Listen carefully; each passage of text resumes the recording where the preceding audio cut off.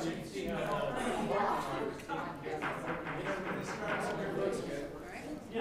don't have a. Very little to no parking going on up higher. All right.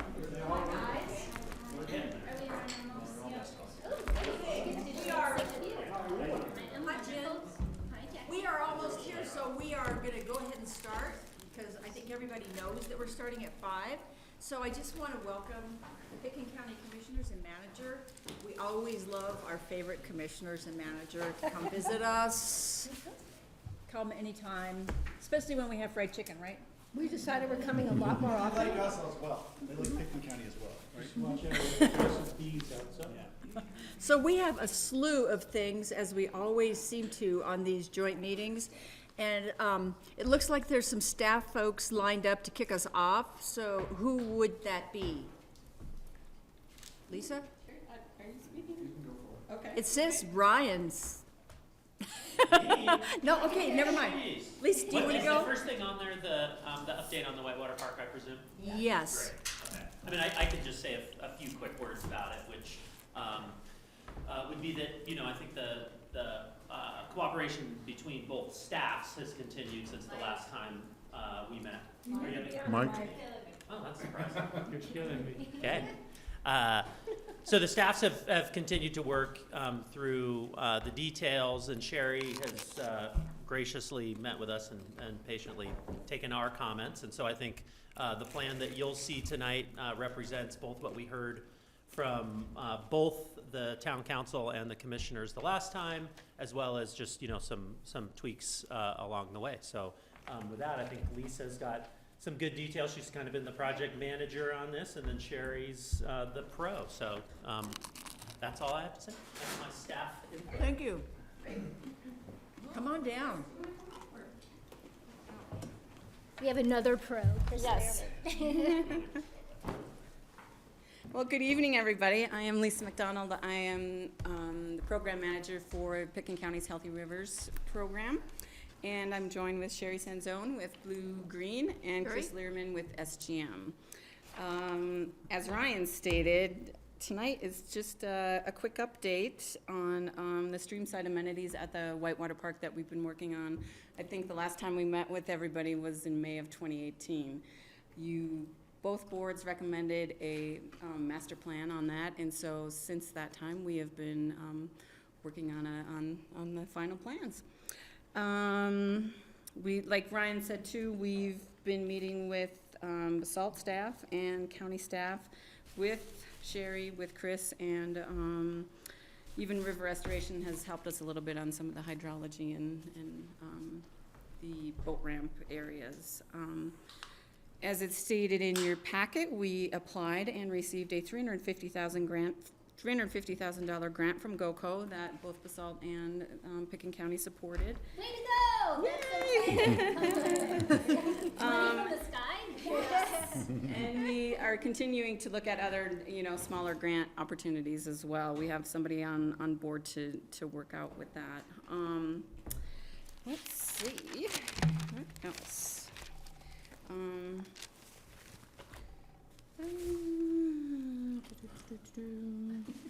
I think we've just, yeah, so tonight we just want to update everybody on the process and the progress and timing, and I think this will also allow, James mentioned, it will allow Basalt Council to allow staff to issue necessary approvals and permits in order to move forward on the park. So, Thank you. with that, I'll leave it to Sherry. Awesome, great, thank you. So this was the preferred plan that we reviewed back in May of last year, and with some updates based on the feedback that we received.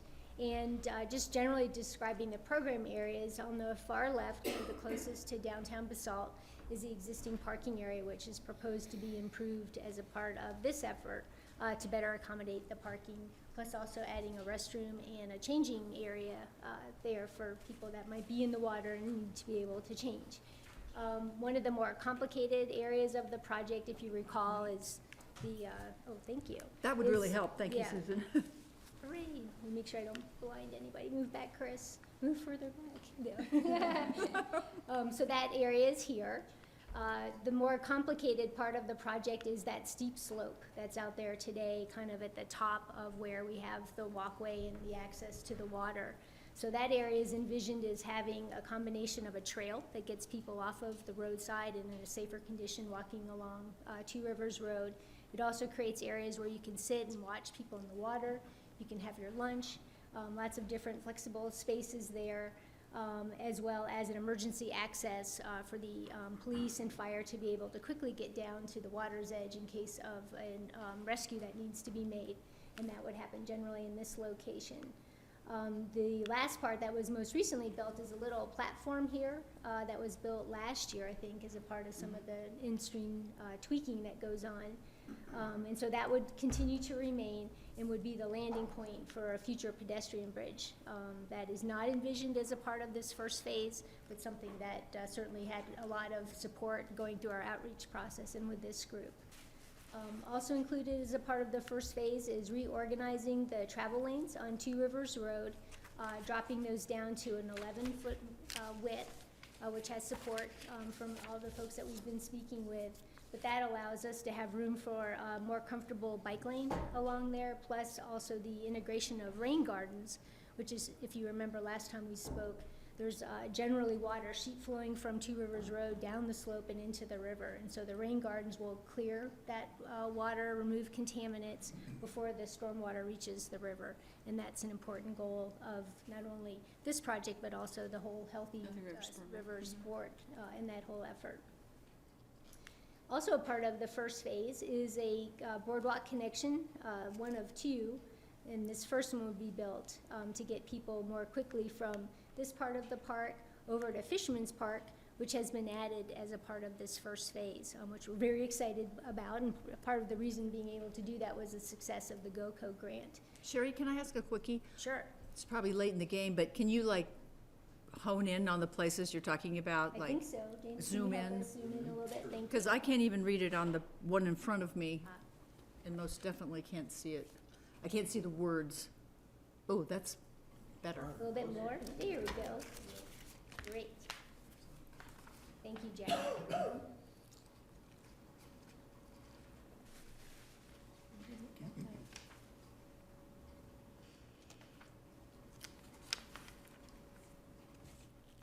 Awesome. Thanks, James. Great. So the improvements at Fisherman Park are many. They include improved parking to be able to accommodate additional vehicles.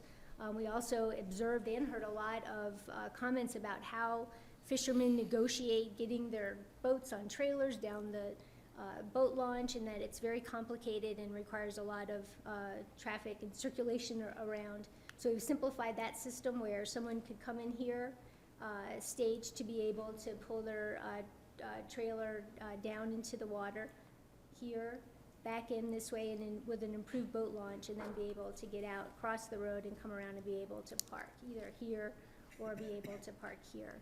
So it'll be much improved condition, much safer condition, because if you remember, we spoke about people actually making that movement out in Two Rivers Road, which isn't the safest thing for people to do. Can I ask a question? Have we talked with the anglers and the rafting companies about that safety and about? Yep. That was Yeah, part of their, extensively. Yeah. the stakeholder groups, yeah. Yep. So we Great. convened a stakeholder group, sorry, Yeah. that included representatives from the angling community, the different rafting companies, kayakers, people that stand up paddleboard, as well as other types of recreation folks. One of the first things we learned with the project is there are a lot of conflicts between these groups, just because everyone wants to be in this space and use it at the same time. At the same time. At the same time, exactly. So it was a really great conversation, and a lot of really good information came out of that.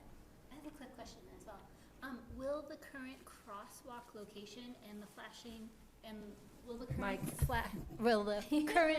crosswalk location and the flashing pedestrian lights stay in the same location? Because that is a current issue of being able to back into the boat ramp. Yes, now we're looking at that, and that's part of the detailed design. Beautiful. I think everyone concurred this was the right place to move people across, but addressing the conflicts when people are putting in their boat, to make sure that that's a safe condition for everybody. Yeah. Also, as a part of this phase is we are expanding the existing pavilion out there to make it more usable for events. We're hopeful that with the success of the park, the in-stream features and the amenities, that this will be a site for different whitewater events, which would be really exciting. And then also expanding the restrooms beyond what's out there today. We have improved seating, improved open space, and just a really, I guess, light touch as far as improving the vegetation and removing invasive species and improvements like that. Great. And we have a couple of other drawings that help describe those proposed improvements. And you might need to zoom out a little bit on this one. Thank you. So this section elevation is showing the relationship between Two Rivers Road, the bike lane and the rain gardens that are proposed, this lower trail, which will be a great improvement over how people kind of walk along Two Rivers Road today, what those overlooks might look like in the relationship to the river. A future pedestrian bridge, which one of the comments we heard was this looks like it's way too low, which we agree. So in the future, this would be designed to be a little bit higher. And then the relationship through the existing Ponderosa forest, that's a part of the town of Basalt's property. And then some vignettes of what those spaces might look like. Standing on the trail at the overlooks, what one of the nature play areas might look like. This was an area proposed on the town of Basalt side that would be a part of a later phase. And then what that boardwalk might look like going through the Cottonwood Gallery along the river to get you to Fisherman's Park. Of course, they're Basalt size. Bless you, bless you. Another question? Sure. Has there been any discussion of the wetlands area that Pitkin County does own on the northern end, so closer to Highway 82 and the road intersection? Yes. The snags that are in there, is there any future interest in visually and ecologically improving that area? Yes, yes. Yeah, we did talk a lot about that area. That would be a part of a future phase. Okay. But the idea would be to go in, remove the invasives, and restore that back to a healthy, functioning riparian area. So that's another different GOCO grant. Yep. Okay. Yep, exactly, exactly. And in fact, we'll be doing wetlands delineation with SGM in just the next couple of weeks in all that area. Are you referring to an upstream, something upstream? Or? Yes. Okay, just wanted to make sure because that'd be the Oh, southern end, right? It's in between the highway bridge and where the Whitewater Park is. Got it. Okay, When you right. turn onto Two That Rivers section Road in there, yeah, there's a triangle of land there that's just snags and Right. Oh, the right. cattails. Yep. cattails. That's cattails. Yeah. Yeah. Great. Can you go to the next slide, please? Thanks.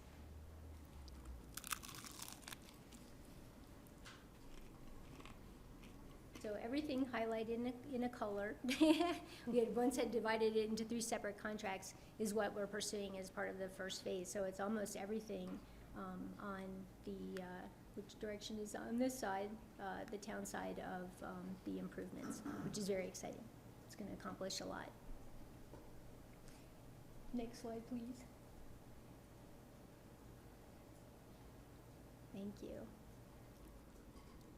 So as Lisa described, after our time together back in May and being successful with the GOCO grant, we've been pursuing the detailed design for the improvements. And just wanted to show you some snapshots of how that's laying out. So far, we have not incurred any or experienced any kind of major fundamental change as we've gotten into detailed design from the conceptual designs that you saw. You can go to the next one, please. We've also had prepared a detailed survey to be able to show a lot of the detail that we didn't have in the original survey information. So everything's getting a lot more accurate, a lot more detailed. We've gone through levels of planting design to understand what riparian and other native plants might work well here as a part of the restoration project.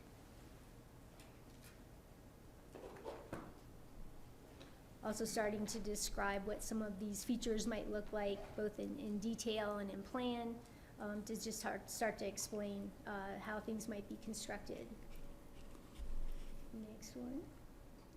Great. And then we were able to add Chris and his team, to our team, to be able to really start to get into the engineering. And this is just a snapshot of some of the drawings that they've been working on, coordinating with utilities. I don't know if there's anything else you want to add about what you guys have been doing since you've really gotten into this in the last couple of months. The most complicated thing, if you go, I assume the next one, are the retaining walls required at the start. And we're starting with. Oh, I think I just grabbed that sheet, sorry. We're looking at the retaining walls and the different options. There's different ways to build retaining walls and looking at costs and what will be most disruptive to the road. But other than that, most of it's relatively straightforward. Some water, sewer. There's a fiber optic cable along the bank that we're investigating. Fiber optic people are telling us it's not, which is great because it'd be a cost savings. They're saying it's not? Not there. Okay. Functioning. So, anyway, we're still figuring it out, but that'll be a big cost savings if we don't have to work around that cable, because it's right where the retaining walls need to be, so. So you won't have to do any movement of Two Rivers Road or any stabilization specifically on Two Rivers Road? The plan is to not touch Two Rivers Road other than the improvements. So it really depends on the type of retaining wall construction that we want to do. And so that's what we're in the middle of investigating now. We have a 10-foot retaining wall to make the trail. That's the kind of middle trail. And so right now, we're looking at different ways to build that retaining wall so we won't have to go out into the road. And the road, generally, we reuse the asphalt. We shift some of the striping to make everything work. There are two spots, a spot right here at the boat ramp and a spot at the other parking lot where we cut the asphalt to put concrete sidewalks. But other than that, we're trying to reuse the asphalt. Yeah. And the retaining wall Dr. Schindler, is welcome. essentially this length. It's at its shortest, it's probably about 2 or 3 feet here, and then it becomes 10 feet at its tallest at that far end. Is that the retaining wall that supports the trail, or is it a riverbank stabilization, or both? All the above. It makes the grade difference so you can have the trail, because that bank is pretty steep right there. So what you have is you have a river trail that's right along the water's edge, and then you have another trail that's above the 100-year storm mark, and that's the new trail. And with that, there's like 2 or 3 decks, and they're pretty big. They're 20 feet wide. One of them is anyway, that you can hang out and kind of be over the river. So it makes the grade separation to make that possible. I'm just thinking back to the old days, early days when, in the big water years, that whole section would get scraped out by the undercut, and all the efforts made to try to restore it and stabilize it with old cars and all that sort of thing. So you know there's a lot of activity, a lot of hydraulic pressure in there. So as long as we're aware of what could happen and to be prepared for that, I think it's good. I'd hate to see some of this wash away in a big year. Yeah, exactly. So that was washed out and rebuilt. But river restoration, we're doing everything above the water. They're doing everything below the water. But the trail lies within the 500-year. So if there's a 500-year storm, it would be underwater. And I think the 100-year storm will be out of the water. But the whole bank is being armored with rocks. And river restoration will make sure that the rocks are big enough so they won't get pulled out. So it won't get wiped out, that bank. That's reassuring. Thank you. Yes. Yep. And so our next steps are to complete the design,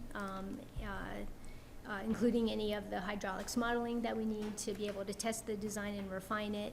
Also work with James and Susan on the permit applications that we need to be able to complete the entitlements for the project, and also understand the cost of what this would be and make sure we're still within the budget.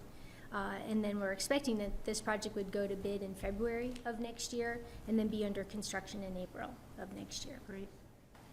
Could I ask another question just about the timing? I know River Restoration has a couple more years left to do their adjustments and tweaks on the water features, or and while this is under construction, or they'll still have access and be able to get in there and do what has to be done if they need to move things around. So to piggyback on Greg's comment, is there, Lisa, can you please provide some updates on timing and progress of what the plan is to, On the in-channel? on the in-channel I improvements? have I heard you guys might have some interest in that, so I do have a quick little update that Quinn provided for me, so if you have other questions for Sherry and Chris first, or? On the other side of the river where the pedestrian bridge would empty people out, what are the plans over there in terms of trails or more Oh, sure. features in the future? Can you go back to the preferred plan? So all the land on that side of the river is town of Basalt land. And the intent is to keep the really amazing ponderosa forest that's there protected, but still allow people to experience it. So right now, there's a lot of bandit trails that exist all through this forested area. I don't want to get close to your eyes, sorry. Thank you. And so we would create a more formalized trail that would keep people on the trail and be able to restore these bandit trails. There's fisherman's access. You'll see kind of these little pieces that get you to really important, excellent fishing spots. So we wanted to make sure that we captured those. And then on this side is the concept of this nature play area. It would be play features that kids and adults could play on and engage with, but it would be more of logs and other types of natural materials. So it didn't feel like a playground, but more as a part of the river environment. And then there's also the connection to the existing Ponderosa Park Trail that would take you to that park. And is that all phase 2? That's We hope future so. phases? Yeah, future phase. Okay, because right now you want to see how that all that other stuff works Yep. before really going there. Mhm. Because it's far from downtown and, Right. you know, the issues that we're having on Ponderosa Park, or we had when we had the bike trails and everything in there, Ponderosa, that area should be kind of kept as a really, really, you know, unused or very passive type of an area. So, anyway, it's good that that's phase 2, and let's get phase 1 and see where that goes. And Emma Road there is that's a private road too, so that was another issue down, I think from Subway, is it James, maybe? Then it turns into private, so it's that homeowners association, but. Interesting. You know them well. Yes. Is that what you guys have? Yep. Okay, is there any other questions from council or commissioners? Not for out of stream. She's gonna give us the update on Okay, okay. I was just gonna say on the development of the park, and as, talking about phase 2 being somewhere down the road, the thing that always concerns me is that we don't overdo it on buffing it out and making it, you know, planned and designed, and I always like to see the places that still look a little bit rustic and rough and like they did and always have, you know, before things got built out. And I know that's hard. It's hard to come in and disturb and restore something and make it look old again or rustic or rural again, but I hope you can do your best so it doesn't look like a manicured feature that needs a lot of maintenance. I think that's what it might have been what Gary was alluding to, if I'm not mistaken. Well, that I wanted to add to that is I'm really concerned about the retaining walls that you potentially have to use in some of these areas. I mean, this is, right now, if you go into that area, in the riparian area, it's pretty natural looking, and a 10-foot retaining wall along the road there, when you're walking there, is gonna take away from that natural feel. So I mean, I'm hoping you can work on that piece, because that's a pretty hefty, you know, infrastructure piece, so. Do you have an example of something you might like? It will have to be 10 feet regardless of what we do, but there's different Right. options. Well, if there's ways to do soil nail sculpted, at least, and then step it down and terrace that, because if you can terrace a soil nail sculpted wall, you can actually have vegetation growing in the terraced areas. So at least then, you know, as the vegetation comes back over time, you don't feel like you're next to a ready block or a massive boulder wall. I mean, boulders for 10 feet, I don't think you'd need too much area, so if you could do something like a soil nail wall with those terraces, there's a lot of great examples around that have that. Oklahoma Flats is one of those great spots in Aspen that they built a soil nail wall, and you can tell it's a retaining wall, but with the vegetation growing over it, it makes it look more Very natural. soft, And yeah. especially in this area when you're next to the river. Yeah, we put the house on top of it. Well, you gotta look right at the retaining wall, not the house. No, that's gonna be above the retaining wall. We can do a soil nail wall. I don't know that we have enough real estate to terrace it. But there's many applications you can do to the front of the soil nail wall to make it look more natural. And we have a lot of planting in front of it too. Okay. with a And maybe rain garden. some of this could be honed down to the people who really know what they're talking about on this issue versus all the rest of us. Yeah. In the details, yeah. That's not how we roll. I meant the real pros like Gary. Okay, so, we want to know what's happening Thank you. in the water, I guess. Yes, because in-channel work. We're going to run ourselves right out of time.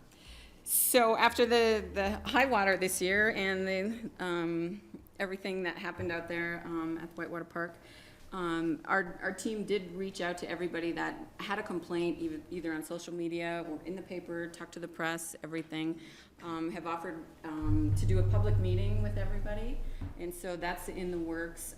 Also, as part of our Army Corps permit and CPW permit, we are required to hold public meetings yearly and get input on the structures. So River Restoration is working on that. Like I said, we did reach out to everyone that had a complaint or concern, and have offered to meet with them down at the park, but nobody took us up on those offers. So, but we're still working on all of that. I'll read you Quinn's little update, and then if you have questions, I can certainly send them back to him, and we can even pop back in and meet with you guys again. So they are working internally on a decision matrix that will discuss high water boat passage and low water performance of the upper feature. I think that's the struggle is upper, high water and low water and making it work. Some of the high water options they're considering is a bypass channel through that gravel bar that's out there between those two little parks, or the sections of the park. Modifications to the right wings and pathway similar to what was done on the left wings last year. Changes to the last boulder vein before the upper feature to make it easier to catch that left wing sneak. Lower water feature performance improvement options they are considering are changes to the grade control structure between the two features, installation of a floor in the pool below the upper feature, and lowering of the boulders and or wave blocks of the upper feature. I think the biggest concern is the upper feature. There'll be a lot more detail in the matrix, and they're willing to come and meet with everybody and discuss it further. Their team is going out to survey the project reach for 2 days next week and monitor and maintain and for the monitoring and maintenance plan, and to model and design proposed modifications. They're hoping to get a design and modeling preview to us and the survey by the end of October. So that should be in plenty of time, coordinated with the Army Corps, and have construction maybe start in mid-December sometime. We have a limit on when we can be in the water because of the spawns, so. So that's kind of their quick update, and like I said, we're happy to come back over, but I found out you guys might have questions today at about 1 o'clock, so I kind of got a really quick update, and so yeah. I don't know that you need to meet with people other than for them to vent to you. Right. We sort of know the problem. Yep. And that second hole isn't a good play feature, even if it isn't causing massive carnage. I think, to me, the issue is there's the firm that designed this wave feature did one in Avon too that's a hydraulic as well. Right. And there's other firms that do good work, and I think they have to be consulted. I don't know if you have Mike Harvey or Scott Shipley. We've been talking with getting a second opinion, and we discussed that with the county commissioners as well, so that's in the works. Yeah, and so that's one key concern is get a different perspective. And second, you don't need to sneak past that death hole. You need to fix that thing. I just because it's funny, I went into that top hole, I waited for the water to go down. I went in a big kayak with full speed with my kids behind me in a ducky. It buried me, flipped them, the boat got stuck in the hole. They barely got out, and I finally got the boat out. But that hole is structurally, it's just a hydraulic. Right. So it has to be like fundamentally changed. Yep. And the cool thing, I mean, the reason I'm so optimistic and psyched about the whole project is these things need tweaking. It takes a while to figure them out. And when we do, that thing is going to be a real economic boon to Picken County and to Basalt. People are going to just take their surfboards there, and it'll be awesome. Right. But we're eager to, within that dwindling Fix time that. frame, Right. fix it. Right. And not, it's not about a sneak. Yep. It's a full fix. Is that where she said they're gonna take the floor? My mic's right here and it's on. Yeah. They're gonna take the floor and do some of the floor just past the first feature. Installation of a floor in the pool below the upper feature. Yeah. Does that take away the hydraulic? I think That it's I don't actually the shape of the rocks. As a boater, it's a bit of a frowning hole, and that's Right, what makes yep. it a keeper. And so you need to make a smiling It's hole. smiley, right, I've heard that. And that's just the simple Yes. basics of it. It doesn't need a But you floor. can have it a needs- smiling hydraulic. Yes. So can I get, that was the issue they're gonna try and address, Yes. is that? Mhm. And your issue about economics, I'm hoping you mean economics in general, not for emergency rooms and physicians' offices. That's our gross domestic product, guys. We're keeping it safe. I've watched a video of a gentleman on the side trying to direct people to the left sneak, and it didn't work out as planned. But I think the idea of doing, what do you call it, the other side to come through the gravel area. Right. If we're gonna be doing any work there, I think we should also look at some habitat restoration and possibly bumping up the fishing nature on that side through that other area when we do have the high waters, because it's a great spot down there. It's really fun to watch people go through it, and I would have loved to have seen you go through it. And take your kids too, right? Not the kids are probably way ahead of Dad, I'll at least leave Dad back there. Lisa, if I'll echo what Auden said, but I want to make sure that everybody who's been calling and chewing on my ear has a chance, if they haven't already, come in. So if you Right. hold a meeting and we publicize it, I'll Yep. drag some of these people in. Great, that would be awesome. Because I really want them to understand that they've been heard, just so we don't keep hearing about this. But I appreciate everything else you said. It's just like, yeah, let's keep the public Yep. process open. If you're gonna publicize a meeting, make sure we all know, and You I'll bet. work to, You bet. I'll contact everybody who's written me a note about it Yes. and drag them in. And Quinn You did got Scott contact you Conlon over folks. there, Yeah. so. Scott will bring them in for us. And I want to thank you, Lisa. You have been very That one, proactive, right. and you have been there. You were there when I had my Yes. crux Yeah. moment Yeah. going through that hole, and with camera. And it's really easy to catch that left sneak, as long as people know about it. And that's important in the spring to keep the signage clear. Right. Another idea is the Healthy River sign that warns people of the upcoming hole. It's a little wordy, and when you're reading the you said it water, was the covered. font Yeah. is really small, and you can't read it. Okay, And so it needs to be very basic. 4+ water feature ahead, sneak left. That's all it needs to say. It doesn't need to have the big Yeah, Healthy that's- Rivers logo. Can don't you have time to read Can you it. also distribute Bibles above the hole? I was gonna say audit in holes.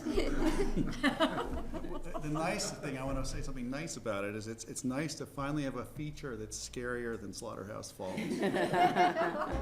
Less consequential. Less scarier. But I'm so excited about the future of getting it back to that play level that it was 2 summers ago. yep. And that's I think more they my say goal. the average time to, make the modifications and get it right is about 5 years, and that's what our contract is. So we're in the 3rd year right now, so, Okay. Thank you for the public outing. all right. Yes, this Thanks, guys. was really good. Thank you.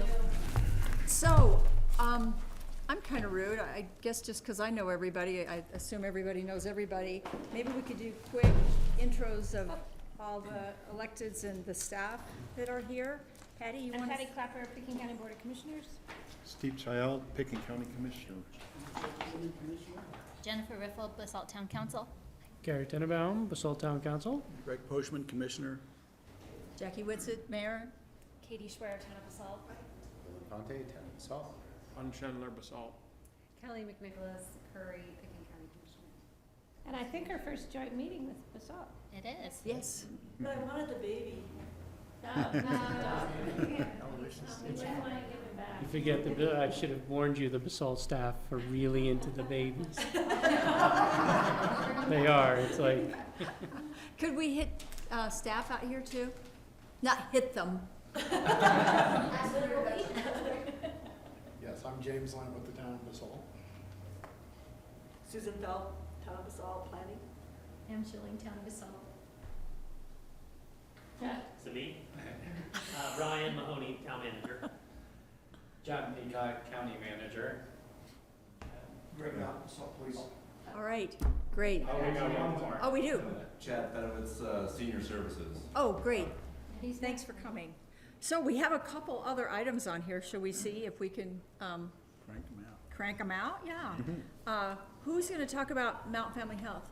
So we're gonna do, if it's Oh, okay, yeah, can we yeah. have Chad go next, and he'll talk about the seniors? Sure. And then our Mountain Family Health update is very brief, so. Okay, that'll great. save that for us. Come on up.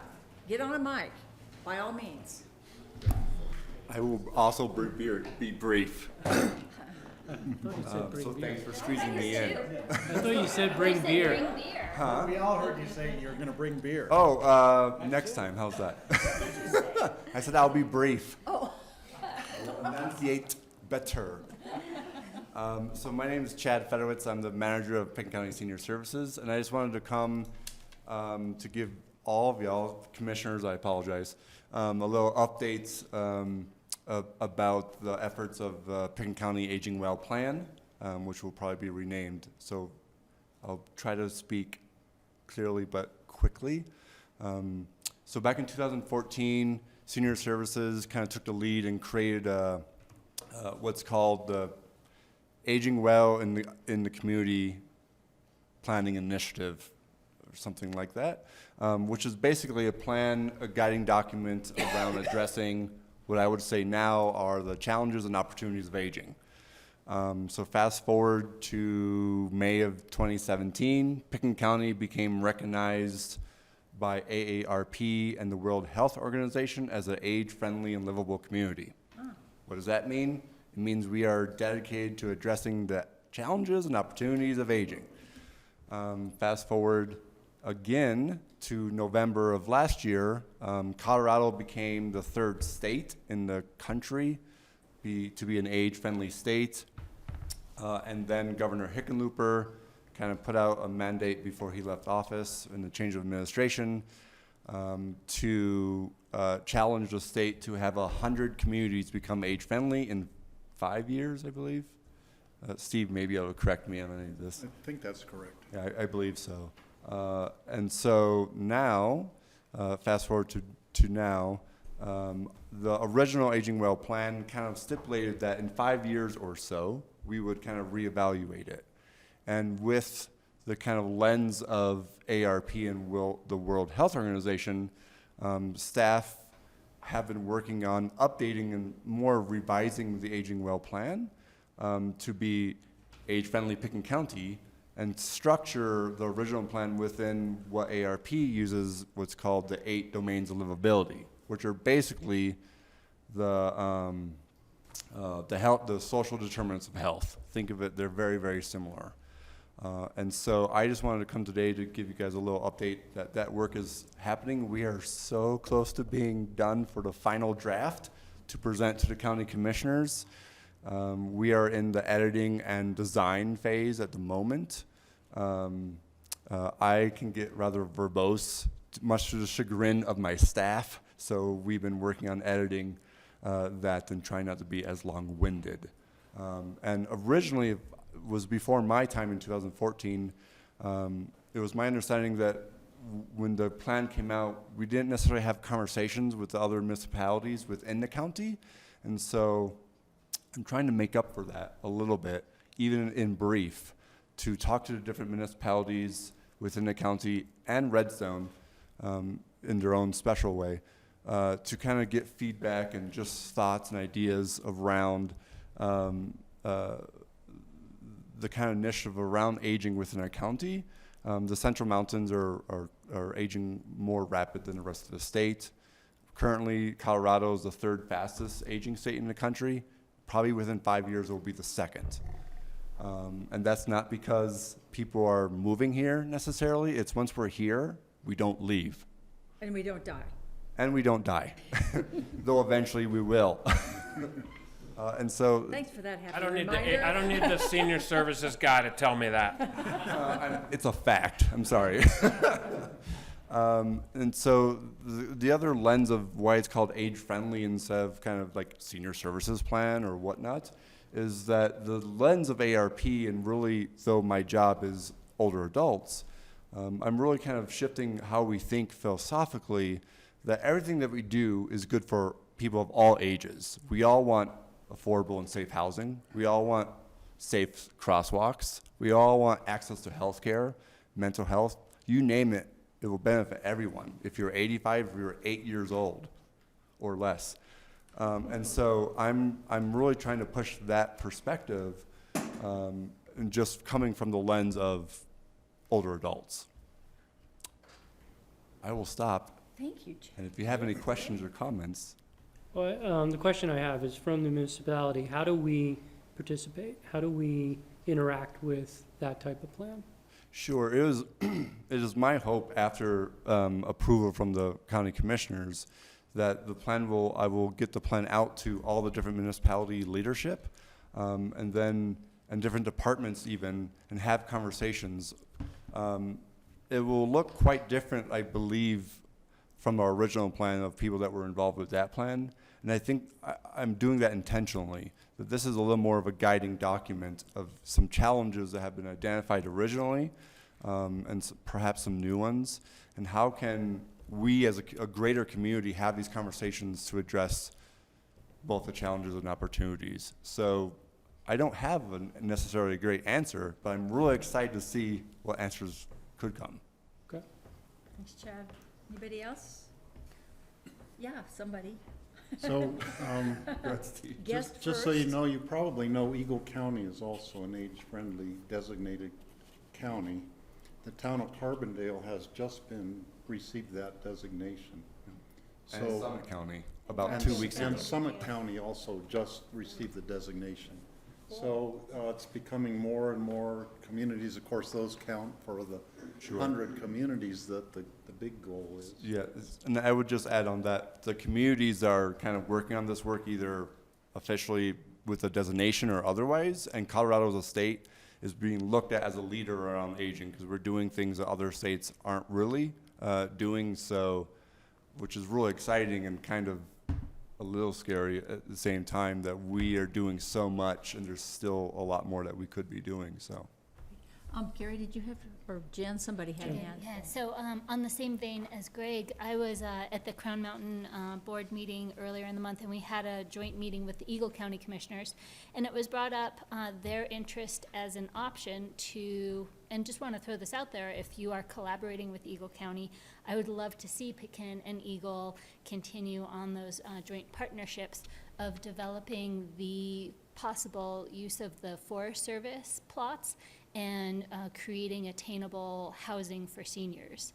And that was one of the ideas that was thrown out there. And that's really exciting. And so just want to put that on everyone's radar as a possibility, and would love to see that matchmaking occur. Thanks, Jen. Patty?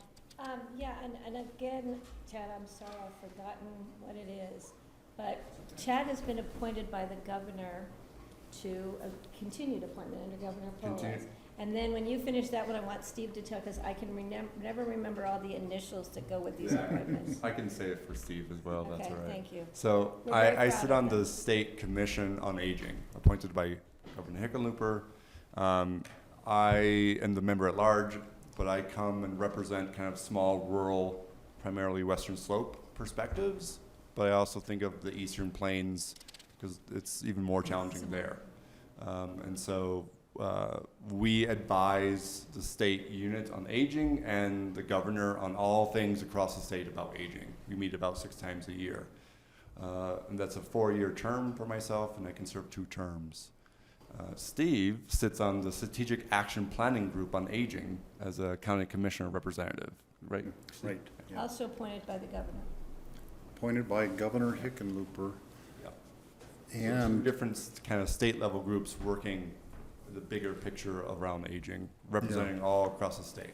So we're, even though, I mean, kind of talking about myself here, I think we're really fortunate in our valley to have individuals at that level focus on aging. Absolutely. so the two groups are trying to work more together. The SAPCA committee is a working group to come up with strategies that the state legislature could implement. The Commission on Aging is more just a policy advisor to the governor. They really can't do anything. And so we're kind of seeing that the SAPCA committee can be the group that can do things and working in conjunction with the Commission on Aging. That's great. Do you have one last, I've got if we a can couple wrap quick this ones. one up so we can And hear this about. is just a question, I'm gonna ask the question, we don't have to answer it right now, but it'd be for Steve and for Chad. As you know, during budget season, my favorite question of everybody is, well, what's your department's climate action plan? Sure. And the reason it popped up today regarding seniors and aging is I've been reading articles that say that seniors in particular are among the group that's the least concerned or interested in trying to do anything about climate issues. And I've seen articles on it, and it's a vexing concern that, you know, if you have hundreds of thousands of school children marching because they're concerned about their future, we have a lot of seniors who may not be as concerned. So I think that we need to start asking the senior community and the governor through your organization, hey, what's the climate action plan? Maybe that's all we have to ask. So I just want to throw that out there and see where it goes. One of the issues for aging people across the world is the increased heat that there has caused lots of deaths amongst I think the really young people and the really old people. If people don't have air conditioning, They're more their body vulnerable. heats up and That's right. they perish. There are actually some places that are building cooling centers in cities that are really hot, a place where you can seek shelter just to be in an air-conditioned That's space. So I would just add very quickly that some of that research is true, and I will concede that fact, but there's also research to the contrary. Unfortunately, a lot of the research that you're speaking of just perpetuates negative stereotypes of older adults. Well, don't want to do that. That's all I'll say. Okay, well, thank you really a lot. This was super interesting, and I know that there's a quick update on Mountain Family Health from somebody. John Peacock, possibly. I think Pam did this, so I'm gonna just put my name tag.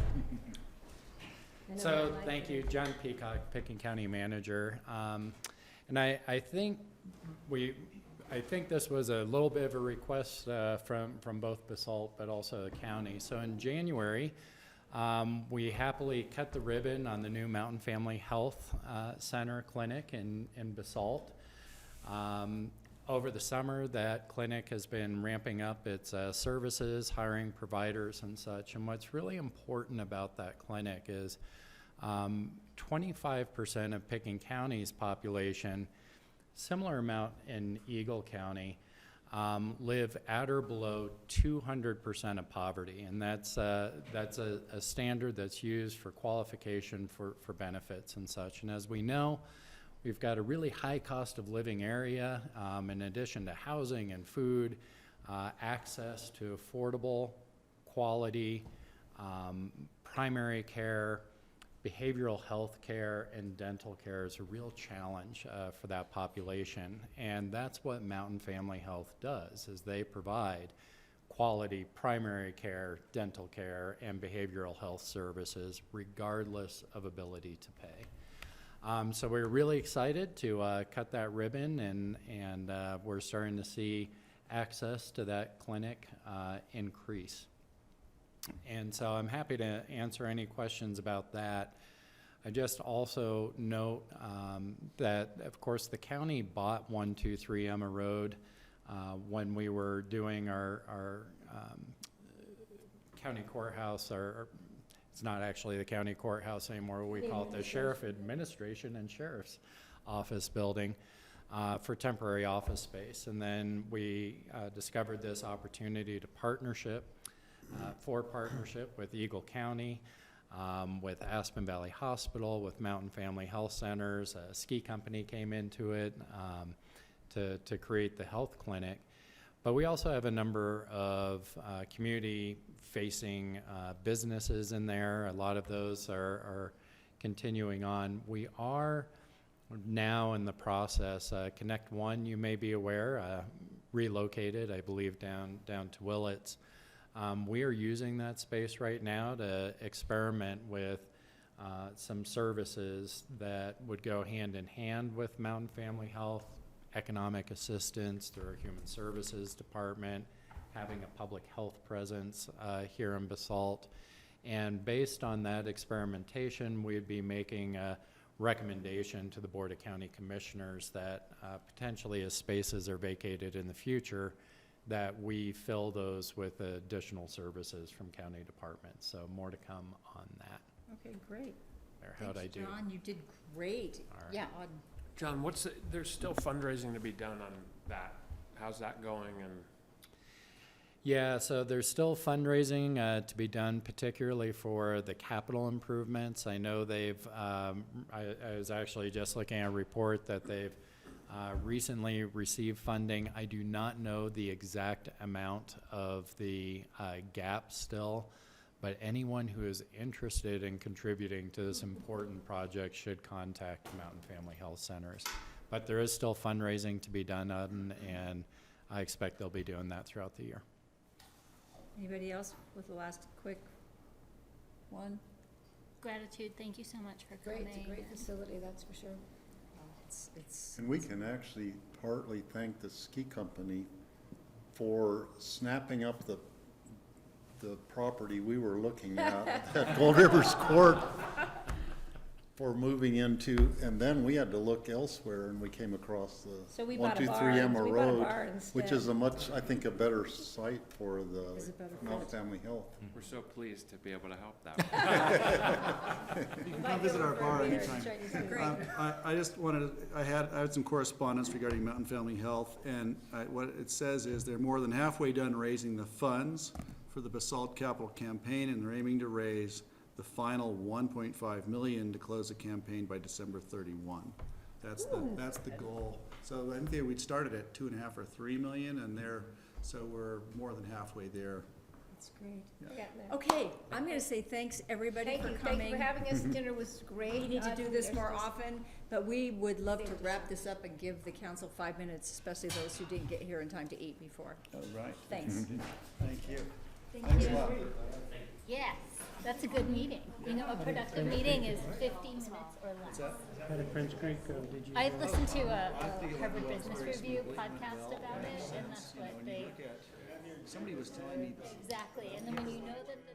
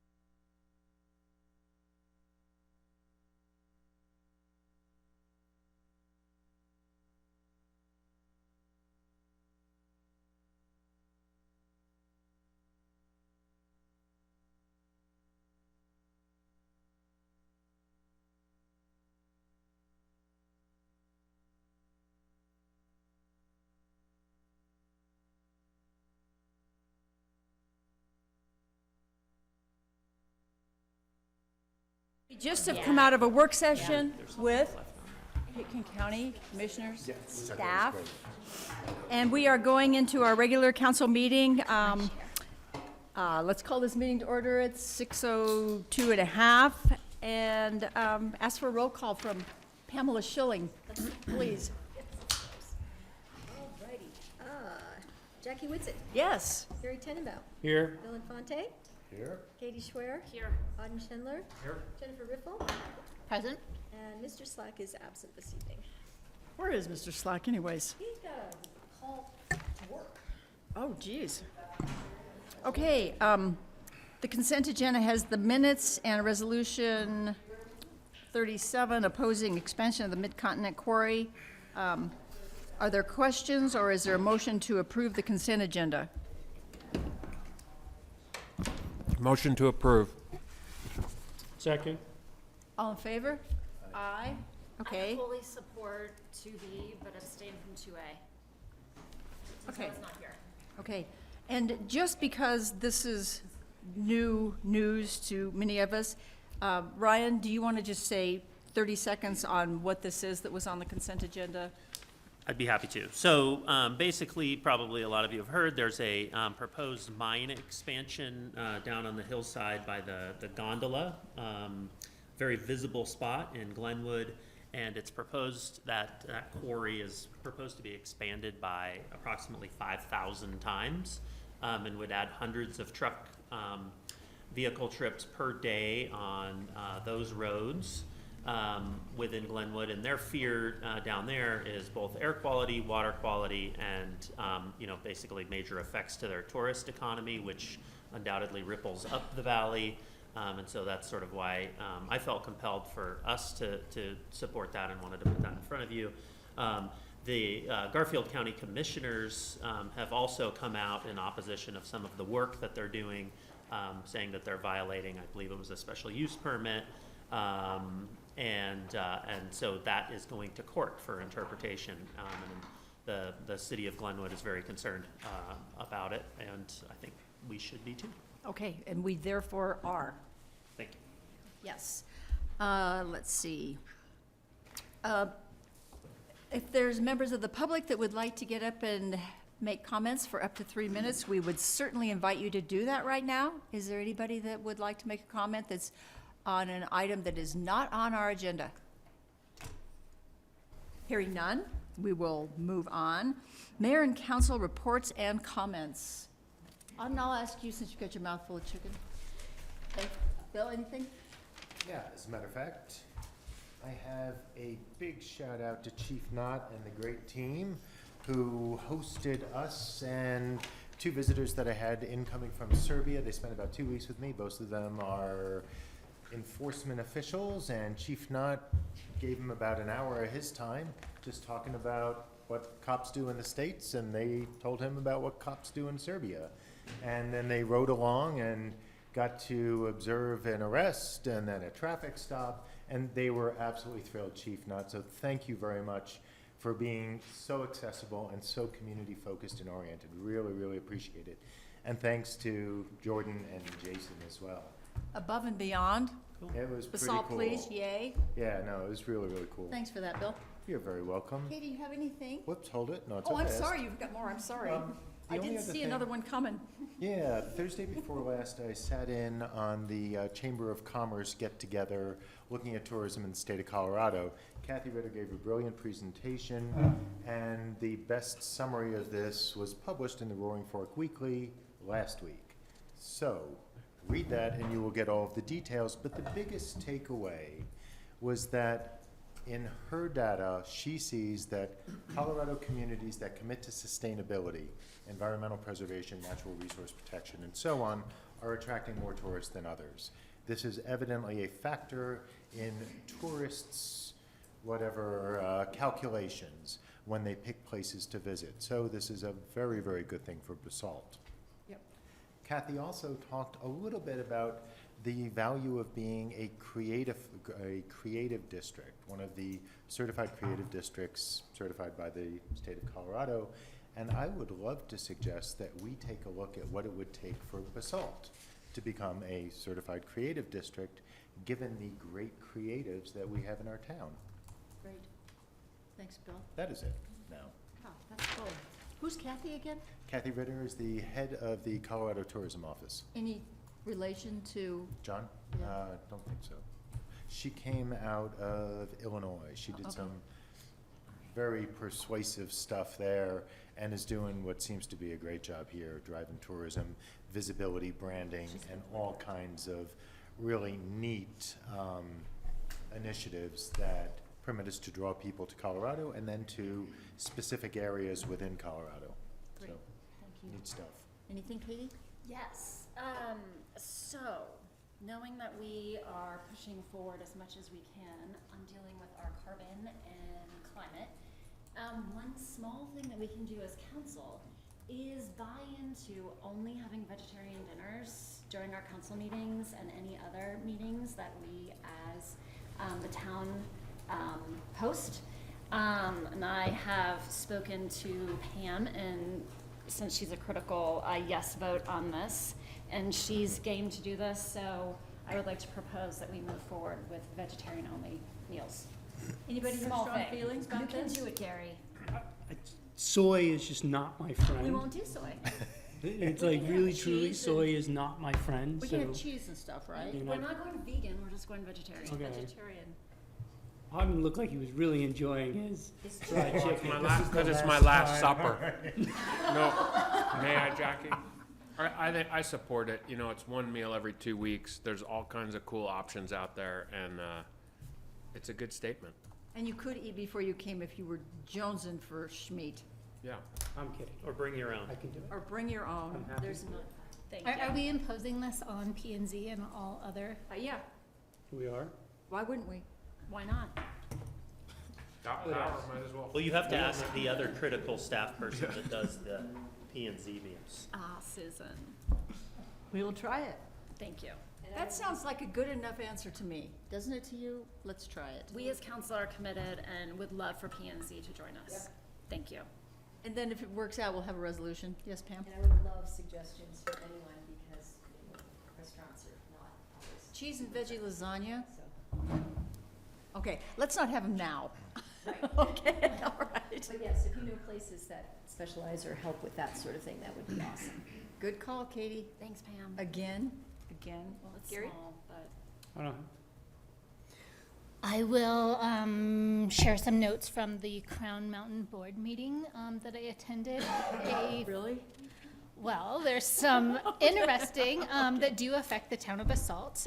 So it was a joint meeting with the Eagle County Commissioners, and there was discussion from the Eagle County Commissioners and manager to look at the intersection that is at Crown Mountain Park and changing the methodology of triggering the improvement to the intersection.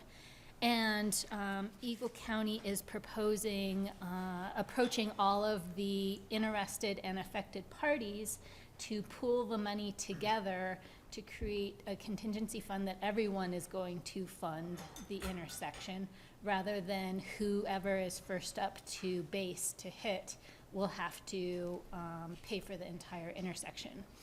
And that will likely come to the town of Basalt as a participant in that. So, it's just something to put in your brain. And Crown Mountain Board, we are in the recreation district here. And they are actively pursuing the concept of a field house to be built within the recreation district. That would be around 60,000 square feet.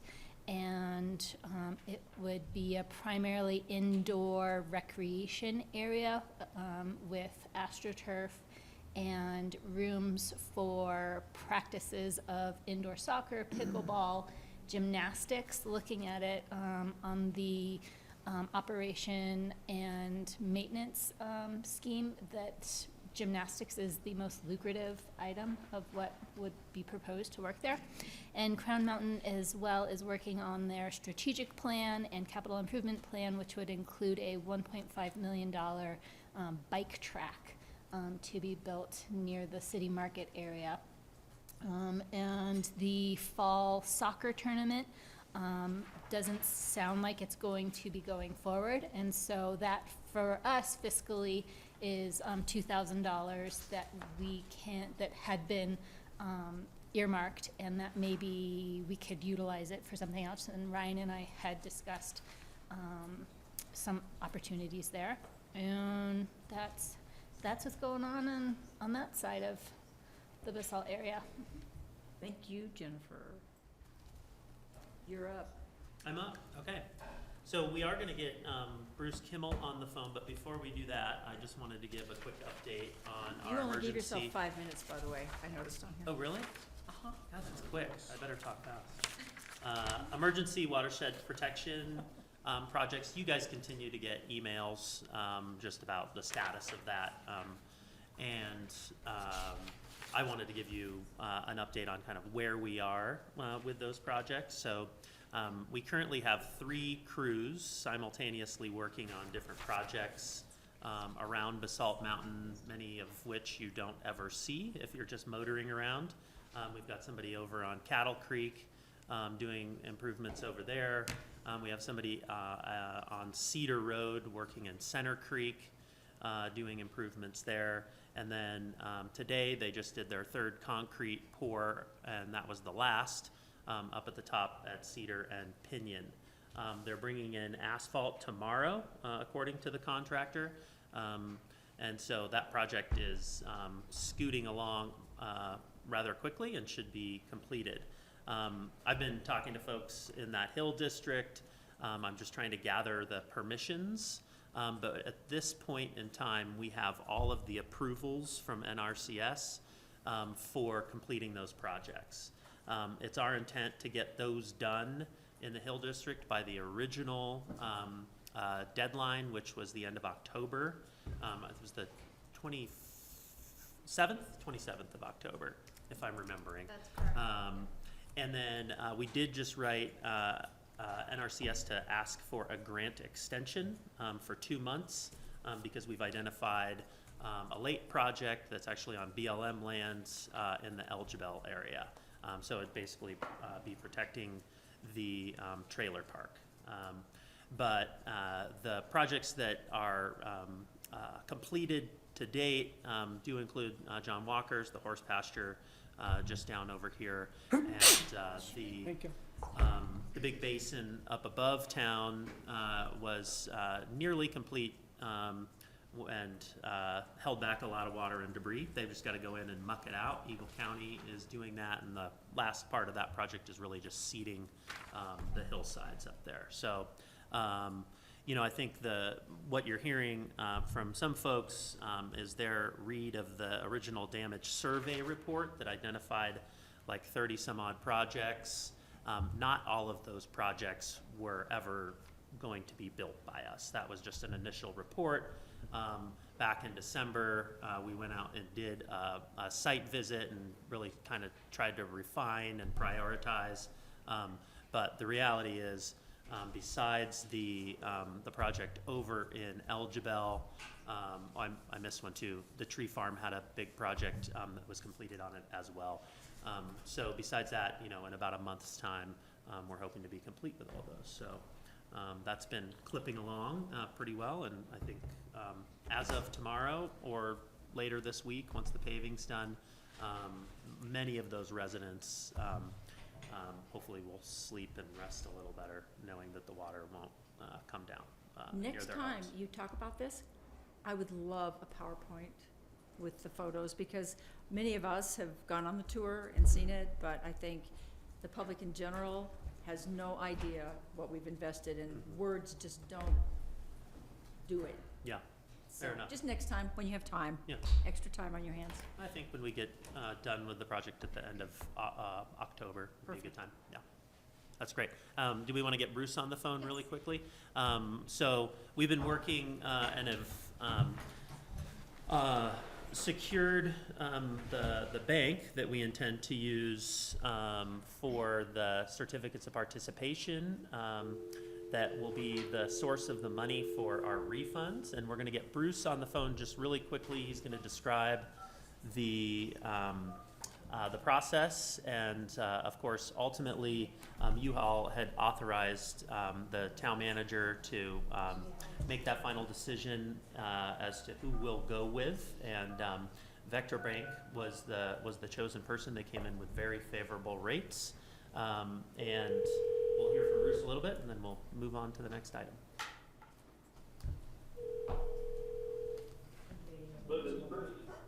Hey, Bruce, how are you? I'm good. Hi, everyone. Hi. Hello. We hear you have a little update for us about the chosen COP bank. I do. Ryan or Christy, do you want to say anything before I just jump in with a quick update? I just did, Bruce. Perfect. Okay. Well, hi, everyone. Bruce Kimmel-Hellers, and it's great to be with you, especially with such positive results for the town's bank placement offering relating to the $2.2 million certificate of participation to fund the property tax refund. We distributed this RFP on the town's behalf to 22 banks about, I guess, 10 days ago, and received very strong interest, actually even from banks that ultimately decided not to bid. This was the subject of a lot of attention from banks both in Colorado and other parts of the country. And we ultimately got 5 proposals on the town's behalf yesterday afternoon. Do you have the summary in front of you, either on the screen or copies of it? Yes. Yes, Great, thank you. So as you can see, we are suggesting that the town move forward with Vectra Bank. We worked very closely and answered a lot of questions presented by Patrick Colleran out of their Denver office.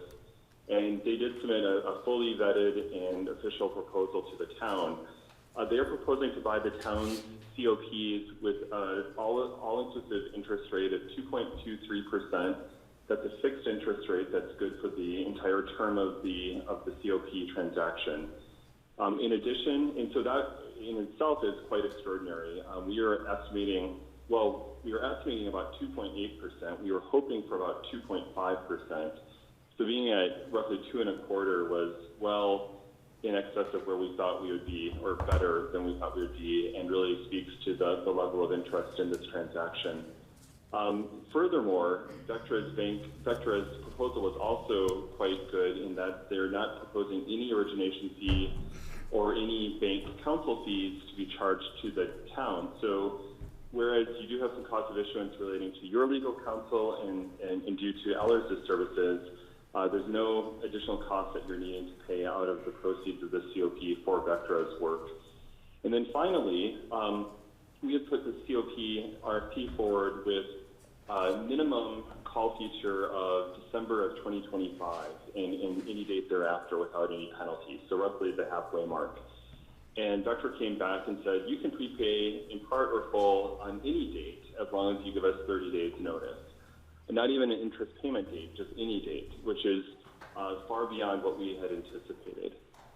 The only thing that we're going to need to do some work on in exchange for that really tremendous interest rate and lack of out-of-pocket costs and the very flexible call feature is they did say that they wanted to have leased assets on the town's part that were at least comparable to the amount of the COP, so around $2 to $2.2 million.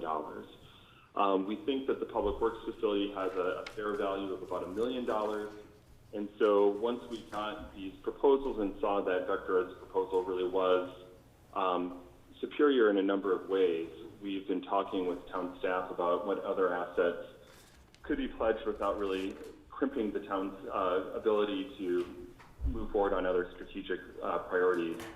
Ryan, have you already shared with them the other town assets that we're thinking about using as collateral? No, not yet, Bruce, but I can do that okay. If you prefer. Well, I'll just quickly talk about the other proposals really briefly, and then maybe we can circle back to that collateral issue. The cover bid or second place bid, as we refer to it, came from BB&T all the way out in Charlotte. They have a very aggressive practice, including in Colorado. And you can see that they were, in themselves, a very good proposal at 2.33%, relatively nominal out-of-pocket costs to be paid by the town, and then a call feature in line with what we had asked for as a baseline. And conversely to Vectra, their BB&T would be satisfied with the public works facility as the leased asset.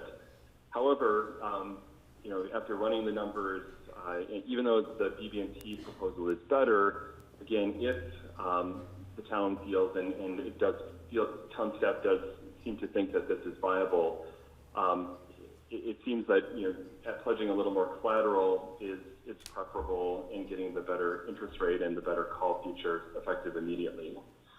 One other thing I'll mention about the collateral is that Vectra is open to having that collateral burn off, so to speak, as you pay down the COPs. And so most likely that would start with perhaps the workforce housing units that might be pledged, and those could be released from the collateral position as you pay on the COPs, and then the public works facility would be the last piece to be released. But that would also allow you to reduce how much is tied up as you pay that down over 10 years, or if you pay it off faster, all the better. So finally, Alpine Bank I should give recognition to. They signaled very early on that they would be submitting a proposal, and in the absence of Vectra's or BB&T's proposal, Alpine's proposal would have been perfectly acceptable. You can see the details there. And then finally, Academy Bank, which some of you may know, is mostly in the metro, but other parts of Colorado as well. And then NBH, which is the parent company for Community Banks of Colorado, which has a Basalt branch, as all of you know, did put in proposals as well. I would note that those were preliminary, not fully vetted and official, but both banks assured me that if they were the winning bidders, they would be very confident of getting to final approval quickly. That said, both of them were considerably higher on interest rates, so that proved not to be an issue. Let me stop there and ask if you have any questions, and then we can also just pivot briefly to the collateral. But overall, I would just say that I'm really thrilled on the town's behalf. These interest rates, especially the one from Vectra, is right on top of what we would have expected for a fully rated, fully competitively sold bond issue with an official statement. And so the fact that you were able to attract that type of interest rate and really multiple bids in that range speaks to the town's creditworthiness and the interest of banks in doing business with the town of Basalt. So kudos to you. I'm glad you did a lot of hard work on this Tabor refund question, and I'm just really happy that the funding of that could be done so cost effectively. One last thing I would note is on that $2.2 million, if the town does end up going with Vectra, as we think we will, and if you let that debt service run for the full 10 years without any prepayments, you'll only be paying roughly $28,000 per year on average in interest on this $2.2 million. The interest amount changes each year, of course, as you pay down the balance, but I thought it was noteworthy that in total you're paying about $280,000 of interest for $2.2 million of borrowing. So it's highly efficient, and kudos again to you and to your staff. Thank you, Bruce. Does anybody have questions for Bruce?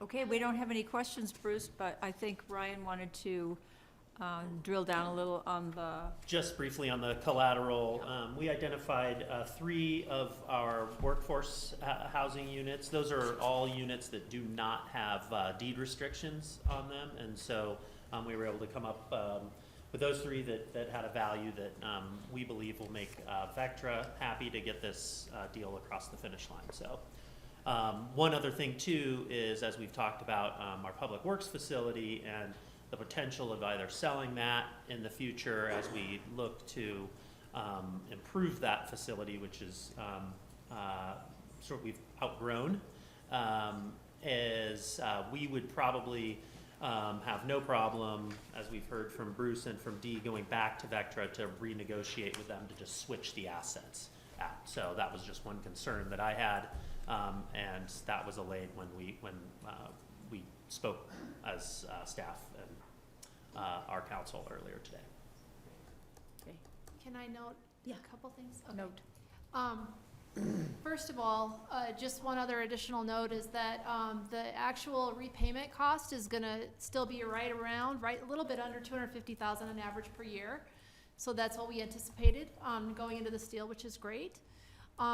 Secondly, just for fiscal transparency purposes, I just wanted everybody to know that we set up a separate account that is American National Bank, and all the refund checks and all the expenditures are gonna go through that account for full transparency. So it's a separate bank account. It's gonna have separate bank statements and a completely separate accounting. So everybody's gonna be very clear on what was spent on our refund, and just to make sure that we have that available.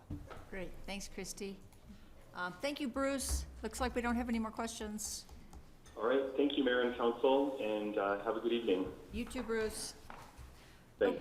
Bye-bye. Thanks, bye. Okay, thanks, Christy. Okay, it looks like, is this possible, that we have an item on here, discussion and action on sustainability item Basalt Green Team, that we've allotted no time for, so can you give me an estimate what that might be? Oh, we had, the whole thing is about 40 minutes. So there's 3 items altogether. So the first one is That's 6 20 though. minutes, Oh, and I the see. second one's 15, and then Oh, gotcha. And So actually, we're- if everybody that's Green Team and Green Team supporters, why don't you just all get up at the beginning and sit up front, so Mona and 5, if you can join us, and everybody, Mary, everybody move up front. If you can move, if you're gonna speak, if you could move up front and maybe even grab that other. Has it always been 2.2? Two members from CORE that'll be joining me at the table. I think we're like 2.1. And then I'll introduce everyone quickly. Other members, so here at the table today. Okay, thank you. We have, I'm Sarah Goldman, town staff. We have Mona Newman, who's the Executive Director of CORE, Community Office and Resource Efficiency, and Fi Fowlerman, who is the Community Sustainability Coordinator.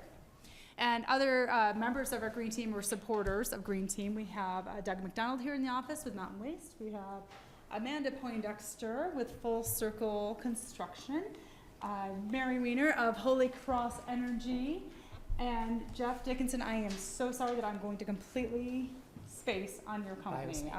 Pardon? Biospace. Thank you very much. And these are all members or supporters of the Green Team, and we also have Rick Fout, our building official, in the audience, who is also a wonderful contributor to Green Team. Okay, so with that, we have 3 items, and we've got the introductions out of the way. So just to launch into this first one, as you know, the town has been partnering with CORE, Community Office for Resource Efficiency, for many years now. CORE does provide support, guidance, and assistance to the town on projects with the focus on sustainability, energy savings, and greenhouse gas emission reductions. And they've also really been a great support and help guide the community in meeting its goals and towards its goals by tackling this greenhouse gas emissions inventory report. This is the second report. The data here that we'll be speaking about today is from 2017. We had our first report in 2014. And so I'm going to turn it over to CORE staff to make their presentation on this. And you can click through like this if you'd like. This is how I've kind of reduced your slides. And we've got the, yep. All right. Thank you. I didn't realize my computer wasn't going to be hooked up, so we had the slides a little differently, but well, thank you for inviting us, and as Sarah said, we are going to be presenting on the 2017 Greenhouse Gas Emissions Report. We're also going to give a quick little overview of, kind of summary of what CORE has been doing in terms of supporting Basalt in 2018, 2019, and then we really want to save time to have a discussion at the end on how are we going to help you guys moving forward, so. And we have to save time for the proclamation. And the I proclamation. forgot to introduce All that. I right. apologize. All right. So as you know, your CAP goals are you're committed to reducing your emissions by 25% by 2025 and 80% by 2050, below your 2014 baseline. And for your 2017 emissions by source, which is shown on this graph, you have to keep mine up to date, in coordination with that. As you can see, your biggest emissions is from your building sector, followed by transportation, waste, and aviation. When we're talking about buildings, obviously it's your residential and commercial structures. Interestingly, businesses are have larger emissions percentage than the residential sector does. The good news is that more of the building emissions are from electricity in Basalt than from gas, and so with the cleaner grid, we should see that coming down. Obviously there'll be energy efficiency efforts, but that will also have a huge impact as Holy Cross greens their grid. Can I make a quick comment that I had as an aha after I read this packet? For all of you on TV land watching along, this applies to you. This is not just for the town of Basalt and our buildings and our vehicles. This is for our community, and these studies take into account your house, your vehicle, your airplane trips. So this is for everyone. So please pay attention. Thank you. That was perfect, I think, summary and encapsulation of really how this is valuable and how it needs to be taken into the community. So thank you for that. So going back, the next largest emissions is transportation. Most of that is just private vehicle trips to and from, in and out of Basalt. The public transportation accounted for only about 5%. Which the good news of that is obviously RAFTA is moving more and more towards cleaner vehicles, and so if we can increase the use of public transportation, we can have a larger impact on that number, as well as there is an uptake of electric vehicles, and you guys have done some great work in installing some electric vehicle chargers, and I think we're going to see that continue to grow rapidly as we go forwards. Yep. Next is waste. It's 8% of the emissions are from the waste sector. The emissions from household and business trash, which is otherwise known as municipal solid waste, is the greater percentage of the emissions opposed to building construction waste, which I think is an interesting fact. About 78% of the waste emission is from that household and business waste. And then the last percentage is 7% of Basalt's emissions are from aviation. Which brings us to our overall progress to date. As you can see, we've only had about a 2% reduction since our baseline year of 2014. And in this slide, you can see, I'm forgetting to. You're good. James, can we possibly please zoom in? Sure. Thank you so much. Nope, I've got it right here in my notes in front of me, so. And if I miss it, you guys can say, hey, get the slide. Well, then people on TV can see. Right. Oh, great. Okay. That's good to remember. But so you can see from this slide, we're looking at where the decreases and increases have been. So really buildings is the one area that we've seen a major decrease in the emissions. That's primarily both from some efficiency, but a huge piece of that is Holy Cross greening their grid. In 2014, their grid was 20% renewables, and in 2017 it was 39%. So that was a fairly large impact. And another number I just want to point out, aviation, we see a very large increase. We're not 100% sure that that is accurate. Most of the communities have been 30 to 50%. We did dive into it in the last few days, and I'm not seeing anything that makes it obvious of why that number is so much higher, but we're going to keep looking into it. So, you mean most communities are jumping 50% versus 116%? No, their increase for aviation is more around 40 to 50%, whereas in Basalt's is 116. Right. And it's all from the same, how we calculate that is we take the aviation emissions and divide it up by community.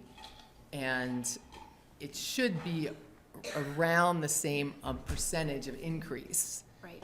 Conceptually. So like intuitively, I'm like, that just doesn't feel right. And Chris Menges from Aspen said, you want to look at this? And when we looked at it, looking back through all the data, it looks right, but it doesn't feel right. So we're going to keep looking at it. So If it does change, we'll definitely let you know what that change is, but.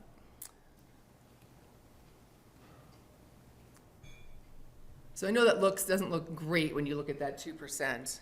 However, if we go to our next slide, as you can see, the line on the bottom, that shows your emissions decrease. And the green line is your population increase, and the blue line is an increase in taxable sales.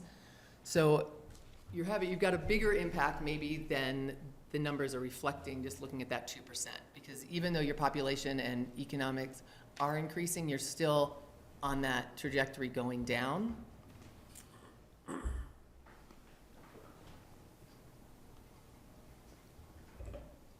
So some of the key findings is, again, the population and economic growth are not obstacles to the town meeting your goals.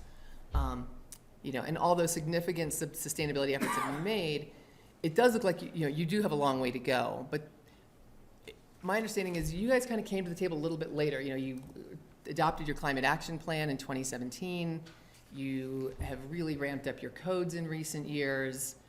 You've escalated very quickly. And I think we'll see some really positive impacts from that, and I know that that's the way that you're going overall. It seems like your staff is extremely supportive. You've got a very supportive council. Between that, the aggressive building codes that you're adopting, hopefully support from CORE, I think we can make some really positive, aggressive impact on your emissions going forwards. Right. So now I'm going to jump into just a quick overview of what CORE's work with Basalt between 2018 and 2019. This is kind of our standard, these are numbers from our standard report that we gave you at the end of 2018, which is the last time we did this summary of kind of what are the numbers of impact and work that we have done with the community. What I think this doesn't show is the emissions impacts of those efforts, which are very hard to reflect. But does anybody want to go over these numbers specifically? Not necessarily. Okay. I didn't think so. They're fantastic. It's good. They are. And these, I think, are some of the more important aspects. Some of the things that we've really helped with is advocating for the 100% clean energy, and your staff has done that as well, which obviously Holy Cross listens to its members, and I think everybody here can take credit for making that happen and for letting them know that that's really important to them as a member. In addition, CORE's been very active with the 5 megawatt Pitkin County solar project. We've been very active on the state level. Relative to supporting code and policy development, CORE sponsors Jeff Dickinson and Amanda Poindexter to work with your crew here to adopt more aggressive energy codes and help you kind of come up to speed with that very quickly.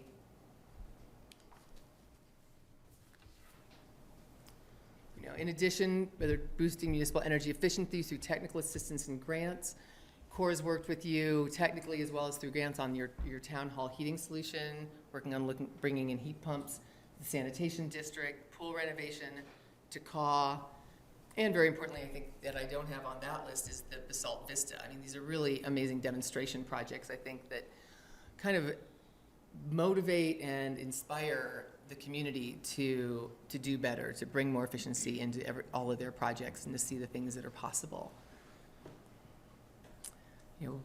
We also have done a lot with engaging with the community, both in terms of those innovative projects that we just talked about, industry trainings, Basalt Vista.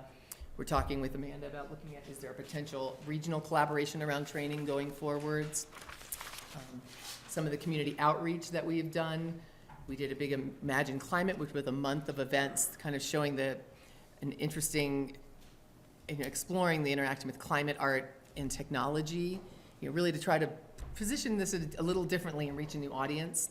We also have a You Are Powerful campaign, which is ongoing social norming campaign, as well as running weekly ads in all the local papers. So there's a lot of outreach that you're seeing.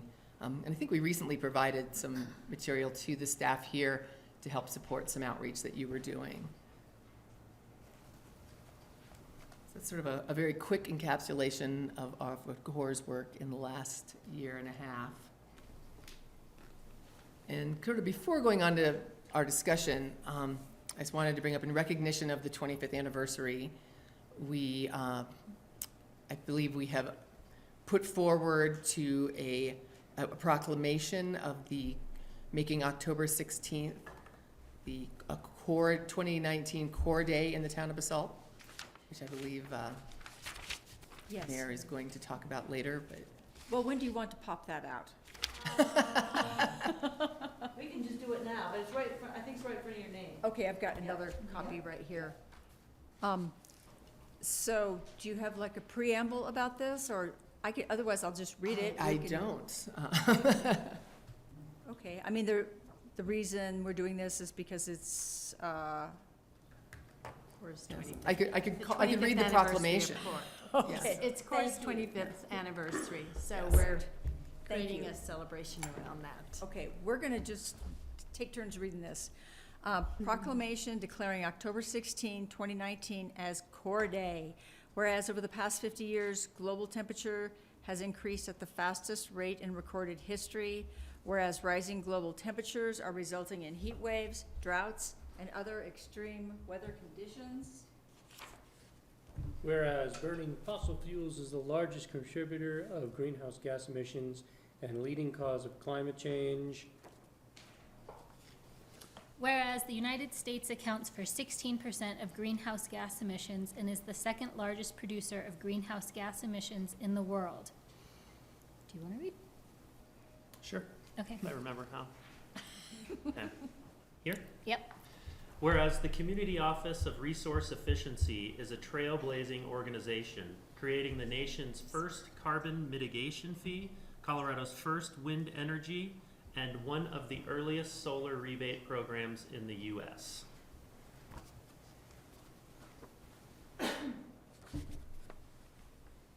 Thanks. Whereas CORE has supported over 6,000 Roaring Fork Valley businesses and residents with their energy efficiency and carbon reduction projects. Whereas CORE has helped people in the Roaring Fork Valley save over $3 million on utility bills annually.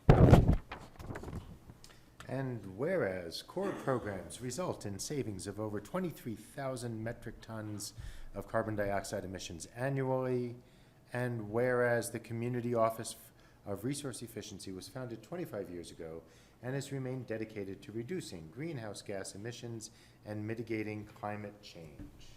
Therefore, we, the Basalt Town Council, do hereby proclaim October 16th, 2019 Core Day in the town of Basalt and urge citizens to join the effort to mitigate climate change now and for the future.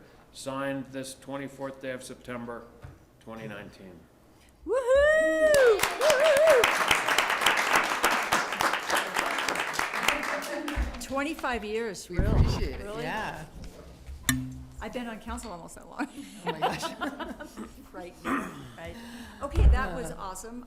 Great. What do you want to do next? Well, that really, wrapped up the presentation. Mona, do you have anything that you'd like to add, or? No, I think what we wanted to do, you've declared a climate emergency, you have some goals. We're moving forward next year to continue to partner with you, and so I think we thought, where are some new directions that you might be thinking about? Are there voluntary options? I mean, we continue with our voluntary programs. Are there regulatory options that you might be considering or thinking about? Because there's a couple different ways to achieve these goals, right? One is through regulatory, one is through voluntary. And how much are you willing to do or wanting to do since you've declared this climate emergency? I know that the climate emergency says we're going to take the climate into account when we're making our decisions in the town. So It would be super helpful if, I'm sure you work with our green team We do. to ramp that up speed-wise and help Yes. them come back to us sooner with any recommendations. I mean, Auden, Katie, other people on council all have ideas about how to ramp this up, but more people at the party is better. So it would be great if you would work with our green team and expedite the whole deal. Definitely. I think we're more than happy to do that. And we have a lot of ideas. We're really looking towards how we can move more regionally. Have to. Yeah, yeah. So I think we thought this would be a great opportunity, though, if there's specific thoughts that people have, we'd love to hear them. Otherwise, we can talk a little bit about some of the changes that we're making and. Yeah, I think we have a couple more things on the agenda under this item, so, Sure, if we want to wrap this up and then kind of be part of a bigger conversation. Well, I just have a comment. Yeah. That, this is a lot of work, this report, greenhouse gas inventory. We haven't done it since 2014, and we don't have the resources to do it without you, so it is hugely appreciated. And it really does give us insight into where we need to push. A lot of you have been real workhorses. Amanda, you and the codes, you have been, killing it. And Jeff, your expertise has been valuable. And Sarah, you've been running the whole green team. So, and Cora, of course, with this report, we wouldn't be able to do what we're trying to do without you. So thank you. I wish Sarah Gruen was here, because she was the one who put it together, and, Yeah. credit really goes to her. This is hard. It's discouraging to look at, we got 2%, awesome, but that's with growth.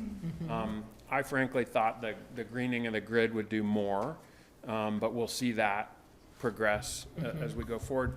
A couple things I noticed looking at the report. One is, a lot of this is going to hinge on how we measure stuff, and you could poke on that a little bit and say how much of aviation is there and how much of waste, but that'll happen anyway. And then this split between voluntary and regulatory. We didn't get that many houses assessed. There are a lot of houses in Basalt. Everyone on council should have their house assessed. And then we should just push that hard in the community. That to me is the only voluntary thing that I would really strongly get behind. And then, I think we do want to continue.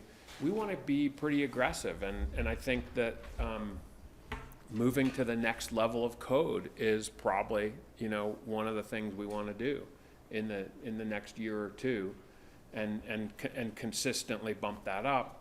But then as a town, we are going to have to start, I think, doing some things that hurt a little bit more, like our fleet should have some electric vehicles.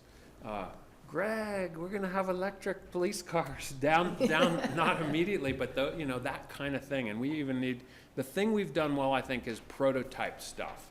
Basalt Vista is a national model.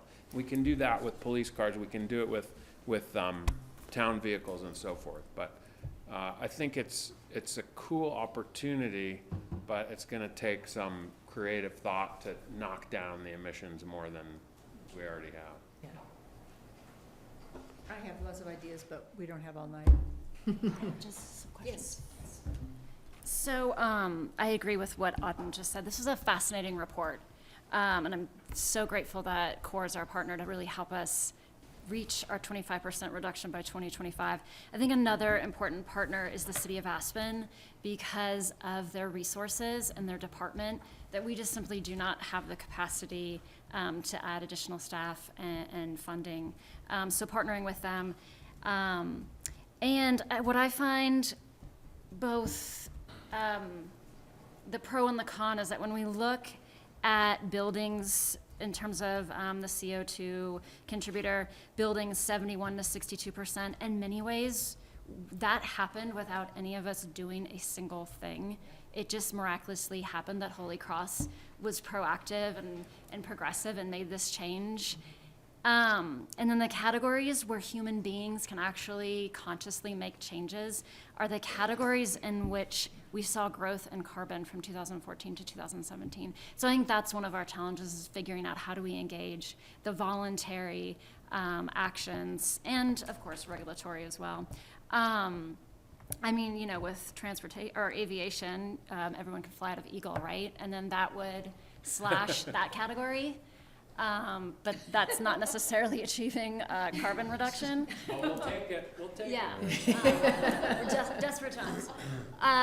So just continuing the conversation, also like within waste, how can we discuss within our communities the need to compost, and whether that becomes regulatory or just encouraging that on a voluntary movement. And curious if you know what Picken County is doing with their composting. Are they moving towards mandatory composting within the county? It's not, it's mandatory that the waste haulers provide composting as an option. So it still is voluntary on the part of the homeowner, but it has to be provided. We have seen Carbondale go to a single hauler system, and you may see, and then they are required to provide all options, composting, recycling, and trash, and more of a pay-as-you-throw program. That may be something on the waste side to think about. Well, to add to that, you know, the Elk Run Homeowners Association is thinking about potentially going to a single hauler for all of Elk Run, at least the single-family homeowners associations.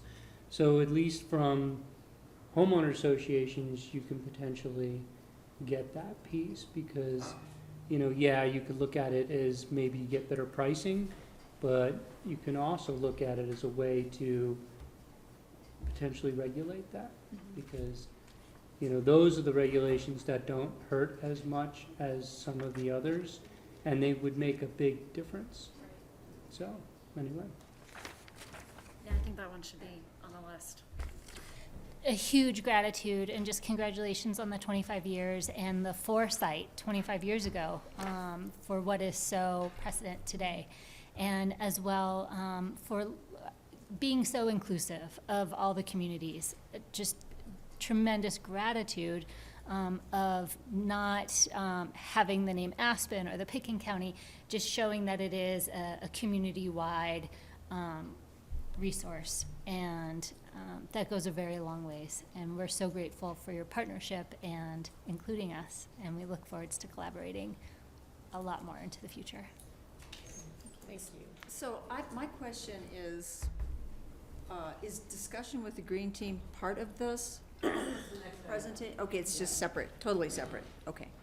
Yeah, well, I echo everything that everyone has said, and I remember when I was first here that CORE was not inclusive and was very, very Up Valley oriented, and so I do see a huge difference, and it's very appreciated.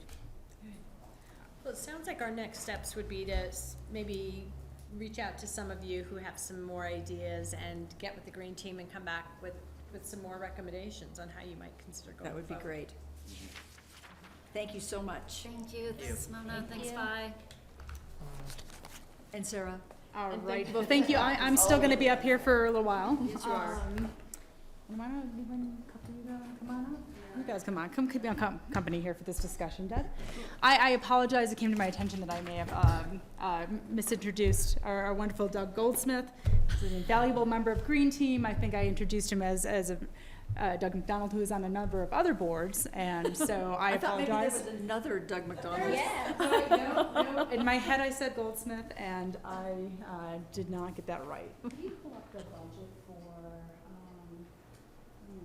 yeah, that'd be it. Okay, so I'm here to talk about the Green Team work plan for 2020, and we're seeking council's direction on the Green Team's potential items and initiatives that we're going to be looking to pursue.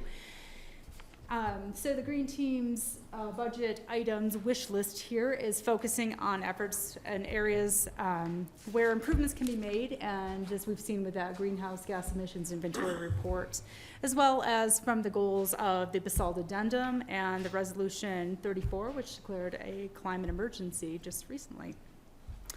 So some of these items you're going to see as ongoing initiatives, and those include such things as composting, our annual leaf drop event, and our contribution to the Renewable Energy Purchase Program for clean energy through Holy Cross Energy. And then there are some fixed expenses that will sunset after a time period, one being the Habitat for Humanity, Basalt Vista loan, which I think this will be the second year out of 3 years will be. Contribution, sorry, that will be contributing towards. As well as the ski company loan, and that was for the lighting retrofit that occurred a couple of years ago. You'll also see project that was formerly elsewhere in the budget, so this isn't new, but it's kind of newly shifted to Green Team, and that would be the WeCycle has kind of shifted into this budget. Just of note, it came at our attention that there should be $10,000 that's not being accounted for within Green Team for capital, and $5,000 of that is to kind of experiment with e-bikes in this community. And that's kind of the wave that's happening here.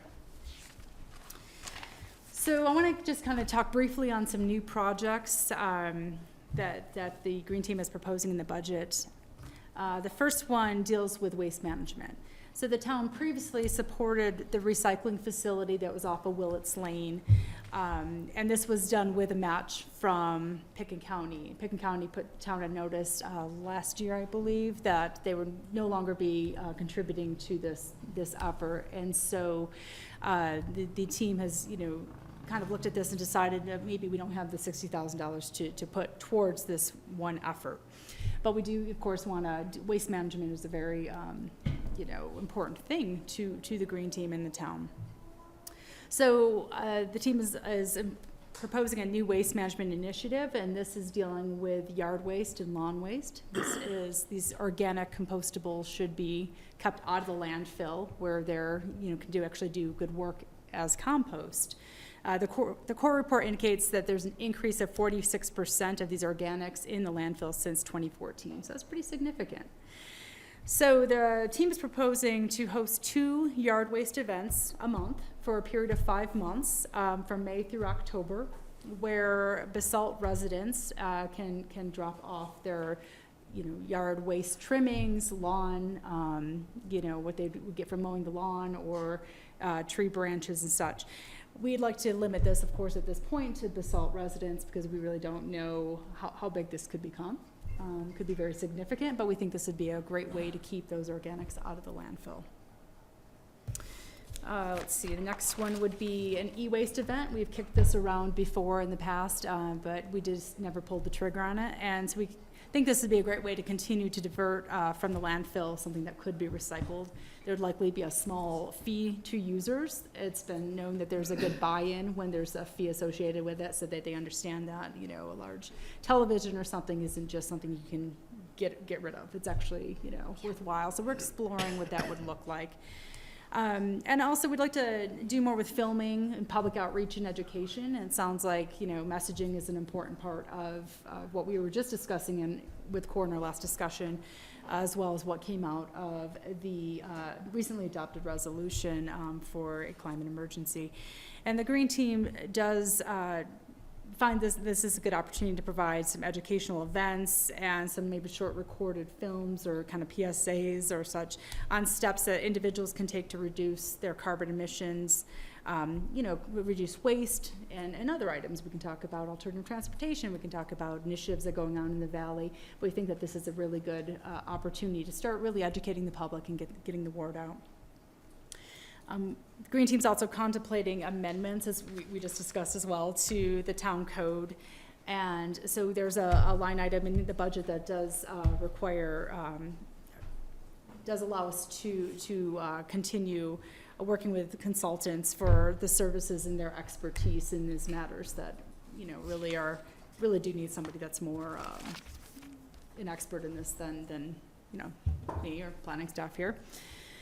And just to round this off, we'd like to also just keep working towards something that the council had approved or expressed interest in last year, and that was, or this year, and that was electrifying the municipal buildings. We'd like to still pursue that cold climate air source heat pump. As a matter of fact, we have worked on a draft RFP and sent that out to a few people today for, some kind of feedback on that. Prior to it getting set out. The idea is to have that RFP go out this year and then to have it installed in spring of next year as, figure out what the winter is going to do and when scheduling would permit. So we did receive, the reason it wasn't accomplished in 2019, we did receive a price quote. We had a hard time really gathering quotes during that time from interested contractors. The price quote we got was 4 times the amount that was budgeted. It was kind of shocking, and so the team had to kind of scale it back and really decide what are we really trying to accomplish, and how do we craft an RFP that really gets to what we're looking to do. So want to make sure that it goes out right this time and we get a budget, bid that's really within our budget and our expectations and what we're really trying to fulfill with the heat pump. So that is, I guess, kind of rounds out what I want to talk about with our budget for 2020. If anyone has anything to add, or if you have any questions for any of these Green Team members and supporters, please let me know. Do you guys have anything to add first? I don't. The green waste collection, as communities transition to a pay-as-you-throw programs on the trash, the question always becomes, what do I do with my yard waste? If I've composted, I've done the local things to reduce my trash, increase my recycling. In the summertime, what do I do with my yard waste? So that's why these yard waste programs are so important as we transition into those, to drive the habits and practices of reducing their trash. We reduce their trash can size, and nothing you can do about yard waste and yard trimming. So it's a real important step. Thank you. Yeah. You know, it's encouraging. We're spending more money than we have on efficiency and energy and climate. One of the things we looked at last year was getting into the schools and helping them reduce their emissions. And this applies to CORE too. And CORE's done this successfully in Aspen. The schools aren't going to do it if someone doesn't lead. And to me, it seems like a big opportunity for Basalt to push on it, CORE to help, and Aspen Skiing Company can provide now some labor. You know, Jeff Gatlin said they're open to it. And so if we can amass, you know, last year we had some money for building assessments. I don't know if it's still in the budget this year. I didn't see it here, but the point is, those are the big tranches of energy being used by buildings in Basalt.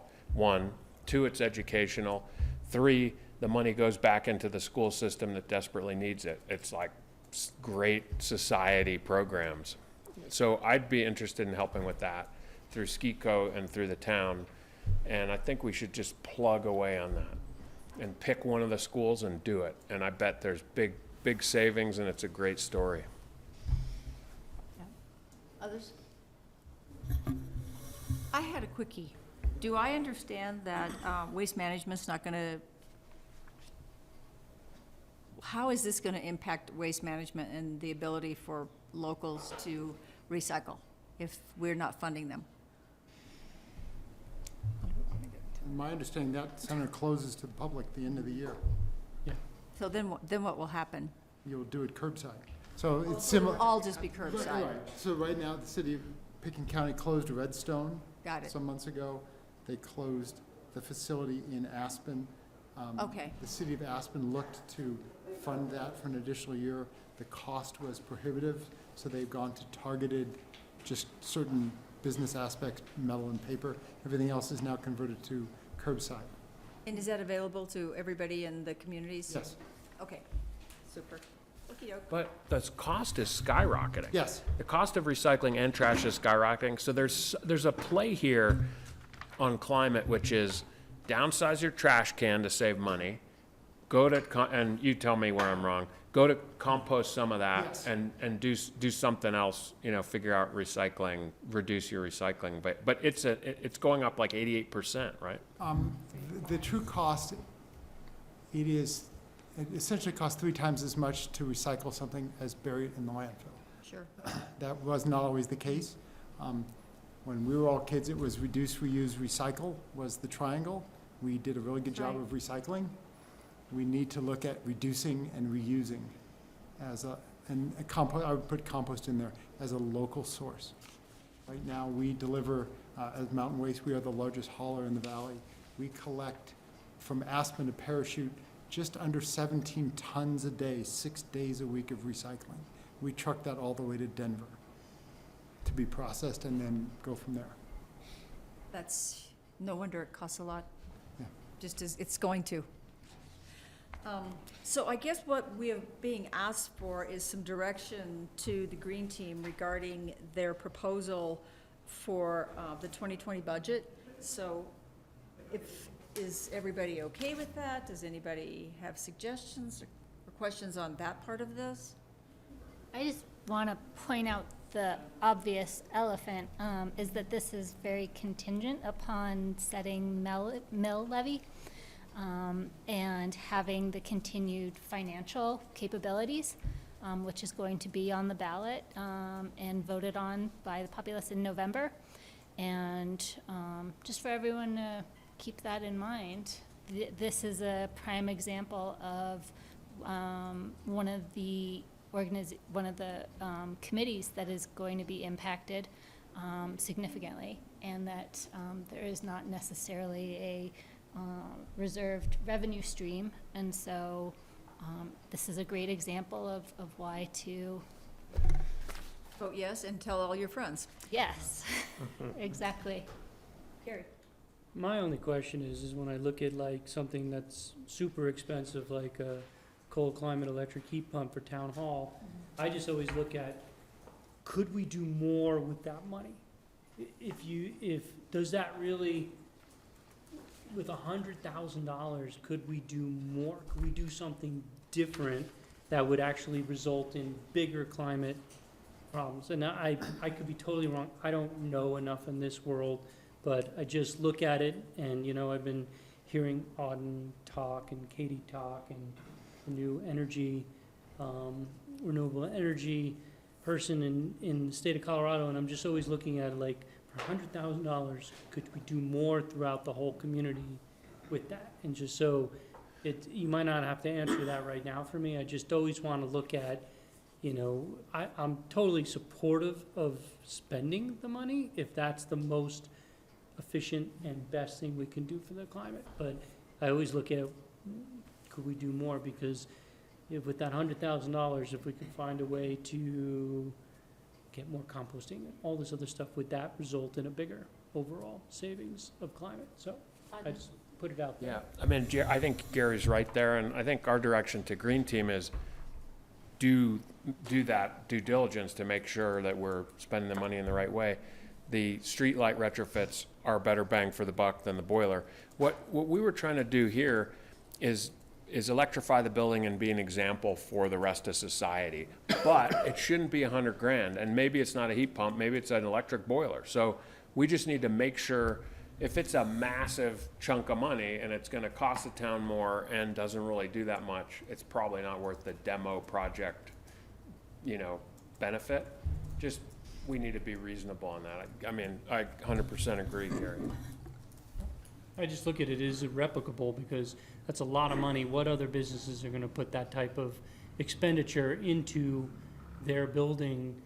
Even if we demo it and says, hey, look how much we're saving, but you have to spend $100,000. And all of a sudden it's like, how do you make that more replicable and doable for other businesses and residences in Basalt? I just put it out there, totally 100% supportive. I love what the Green Team does.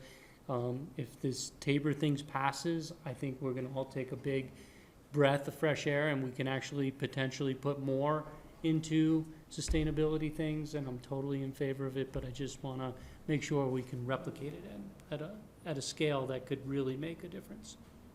Counselor? And I'm a big fan of the leaf drop and recycling organics. Are those two redundant, or are they at different times of the year? And just something to keep in mind of $25,000. Yep. Yeah. I think, it's just something to keep in mind. And looking at the recycling of organics, would that continue to be like where the leaf drop is at Albany Park, or where are there proposed locations? We don't have actually defined locations yet, but it would make sense to shift it between communities like we do with the annual leaf drop. Sure. So that downtown kind of has its core, and Basalt, and maybe South Side as well, how we've kind of done leaf drops. So it's something that we'll definitely be exploring. Okay. I think we've got a pretty good head nod from council that we're supportive of the direction, and some kind of specifics about if there's a big bang in here, is this the best way to shoot that wad? So Could I just Yeah. add one clarification though? We weren't thinking that the cold climate heat pump was going to be $100,000. That's included in the capital item. And we're thinking it's gonna be more like 3/4 of that.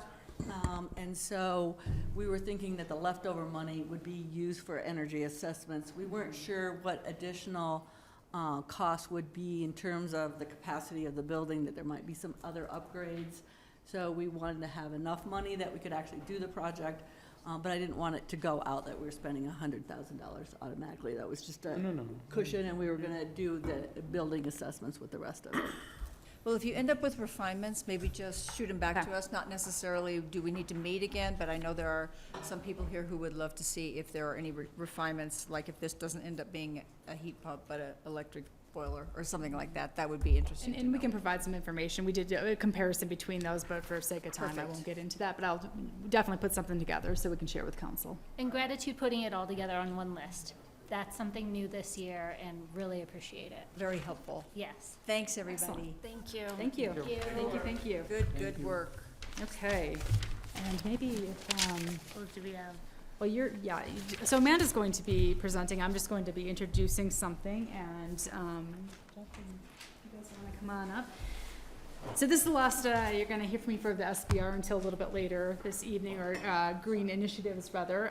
This is regarding sustainable building regulations, and this would be the first reading of Ordinance 25, series of 2019, proposing amendments to the code.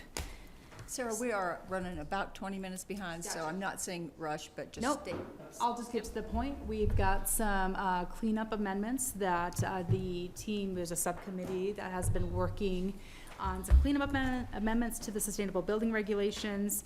And so Matt is gonna go through those with, Jeff can add whatever portions he feels necessary as well. And just to let you know, in 2020, the Green Team is interested in bringing more substantial amendments to council, and those are kind of stuff that we talked about at the beginning of this whole green initiative. So we can get to those later, and I'll turn this over to Amanda for now. All right, so we have, we just did a little cleanup on the SBRs that were adopted last August, and a lot of that was just some language. We updated our fee schedule, so with the language, the REMP verbiage was really confusing and hard to read for a lot of people, so we kind of revised that. And, you know, with that, we also updated the fee schedule, so it really was more clearly legible, and you know, people could understand which type, you know, if they're type 1 or type 2, and which size they were falling under. So another change we made, we also had another. We added a, you know, so if a project for type 1 and type 2, if they were not hitting the minimum threshold total, there's a fee associated. But with type 1, there's also a minimum point threshold for each category. And it was always like, well, what do we do if the project doesn't meet that, you know, the required category threshold? So we kind of wrote in that, and that is 5 cents per point short per square footage. Another item, and these are all highlighted in the ordinance and underlined. We also allowed for off-site, off-site exterior energy usage at 200%, and this is applicable for both type 1 and type 2. Initially, it wasn't allowed for type 1 at all. We, you know, with the adoption of the amendments last year, for some reason we lost some old verbiage for pool and spa requirements and heated garage from like 2002 code. This was added back in, and that's just kind of the cleanup.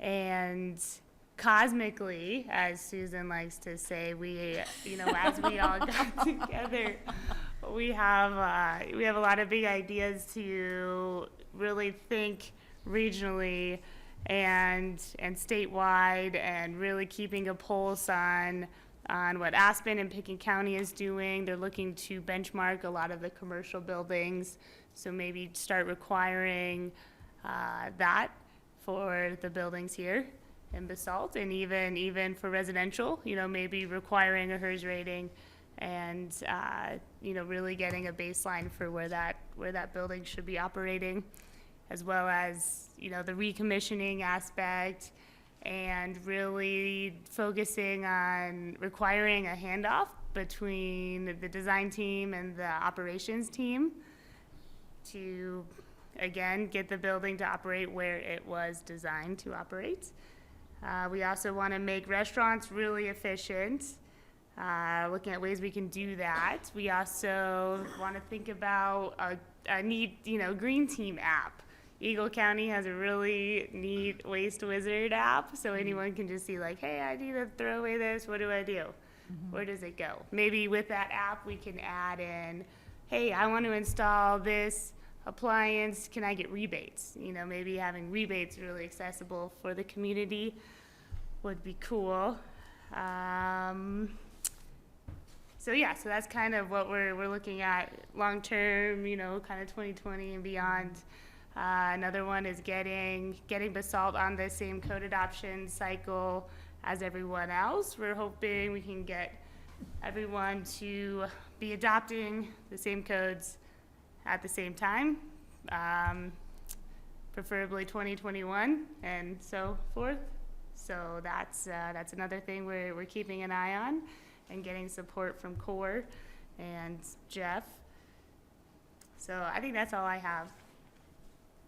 Jeff, Thanks. do you want to? Did you have any? This is what's going on, you know, throughout the valley, a lot of cleanup of these checklists and things like that, and we're all seeing kind of like the next thing. We all want to get to that.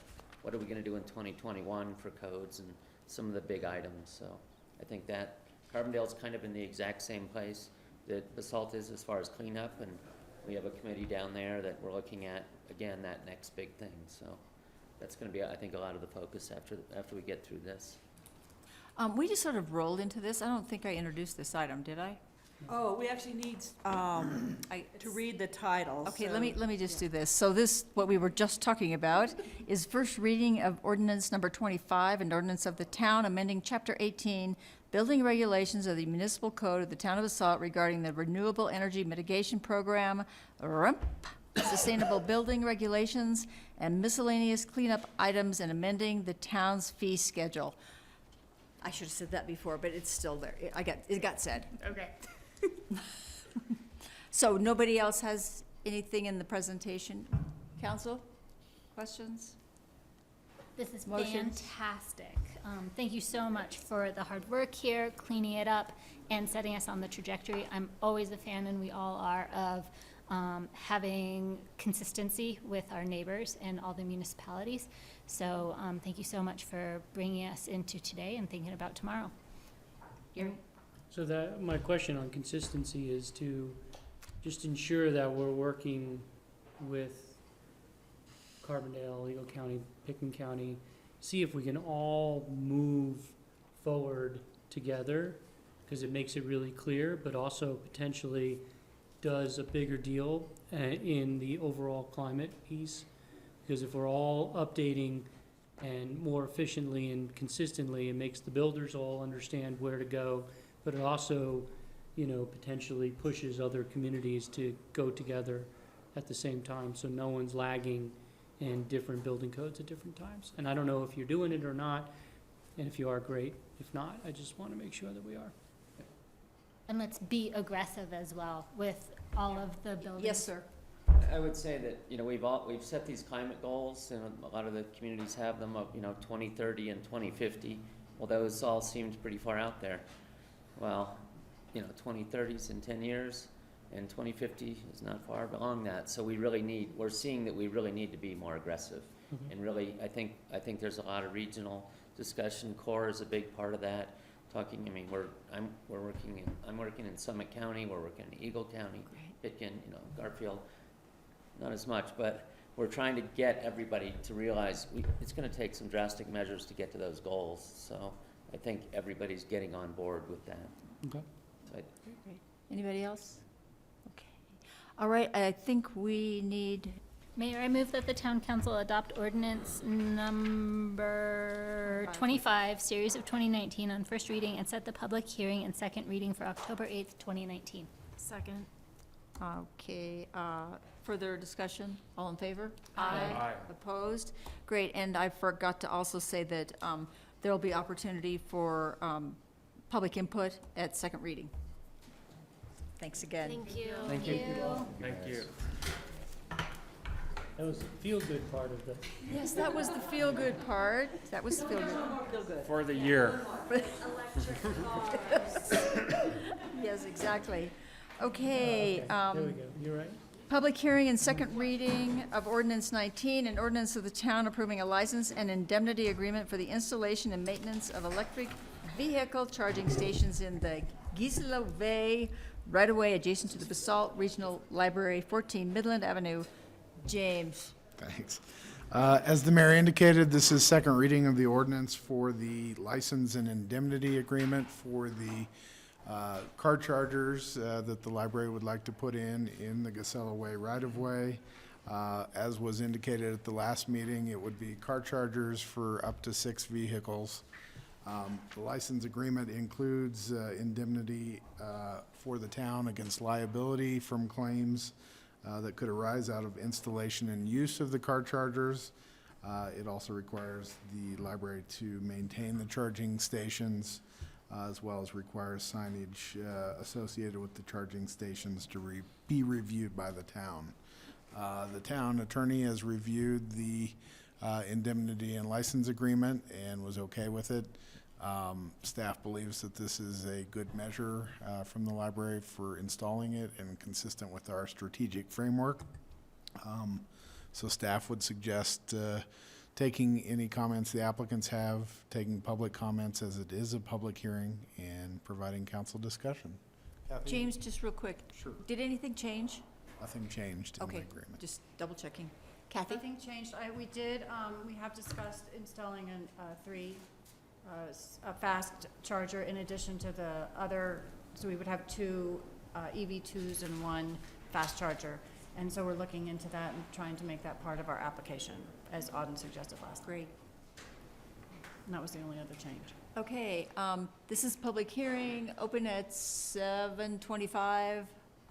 Anybody in the public have any comments regarding this application? Hearing none, we'll close the public hearing, go to council for questions and/or motions. Mayor, I move that the town council adopt number 19, series of 2019 on second reading. Second. Further discussion? All in favor? Aye. Opposed? Thank you so much. Thank you. Yes, thank you. Good job. Wonderful. Okay, public hearing and second reading of ordinance 20, an ordinance of the town designating off-leash areas for dogs. Ryan Mahoney, Greg Knott. Yeah, so, as you recall from the last discussion we had, the town council heard about 3 different off-leash areas, 4 different off-leash areas, within the town limits, which included Linear Park, the south end of Linear Park. We had South Side, we had Albany Park, and then we had the Confluence Park. We did make clarifications in the mapping, as council had directed from the last discussion, and then also finally we added this park in here, Midland Park. That was an addition. I'm sorry, yes, Lions Park. I was even looking at it. Lions Park. That was an addition that Posted actually also thought would be a good addition, and we essentially, as far as the confines, included the sidewalk. One more thing that we just clarified inside the sidewalk, whatever. The other thing that we added in here was that during special event activity permits, such as the bigger ones that we do, the salsa, Sunday market, community picnic, color run, dogs during those, just because of the intensity of people and dogs, that they should be leashed during those times. So. Sounds good. Chief, anything? Excellent job, boss. All right. Gary? Yeah, I know. Okay, right, okay. This is a public hearing also opened at 7:27. Is there anybody in the public that has comments regarding this? No? Okay, we'll close the public hearing. Council, questions or motions? I'd like to make a comment. Do it. Okay, that I thank town staff and the community for being involved and coming to a compromise and understanding. And I just want to put my personal opinion out there that I would like to see the enforcement be lax of this. Our community has policed itself very well in the past. Our numbers show that. Our yeah, it's just a robust and friendly dog community out there that's chugging away all right on itself. It's walking its own dog. And so I just hope that we can continue along that path, and that we can all understand this without having to have the public come in and complain about ticketing and enforcement and changing. And I understand that our police will be very well. Kindness of enforcing this, and also I just have empathy for my dogs of the 5 billion years of training that they have within them, and sometimes it's difficult to teach them a new habit. For example, I was at Albany Park, and there's been a dog water bowl outside of the bathrooms for eons, and all the dogs know to run over there to drink water, and now that's going to be a leashed area.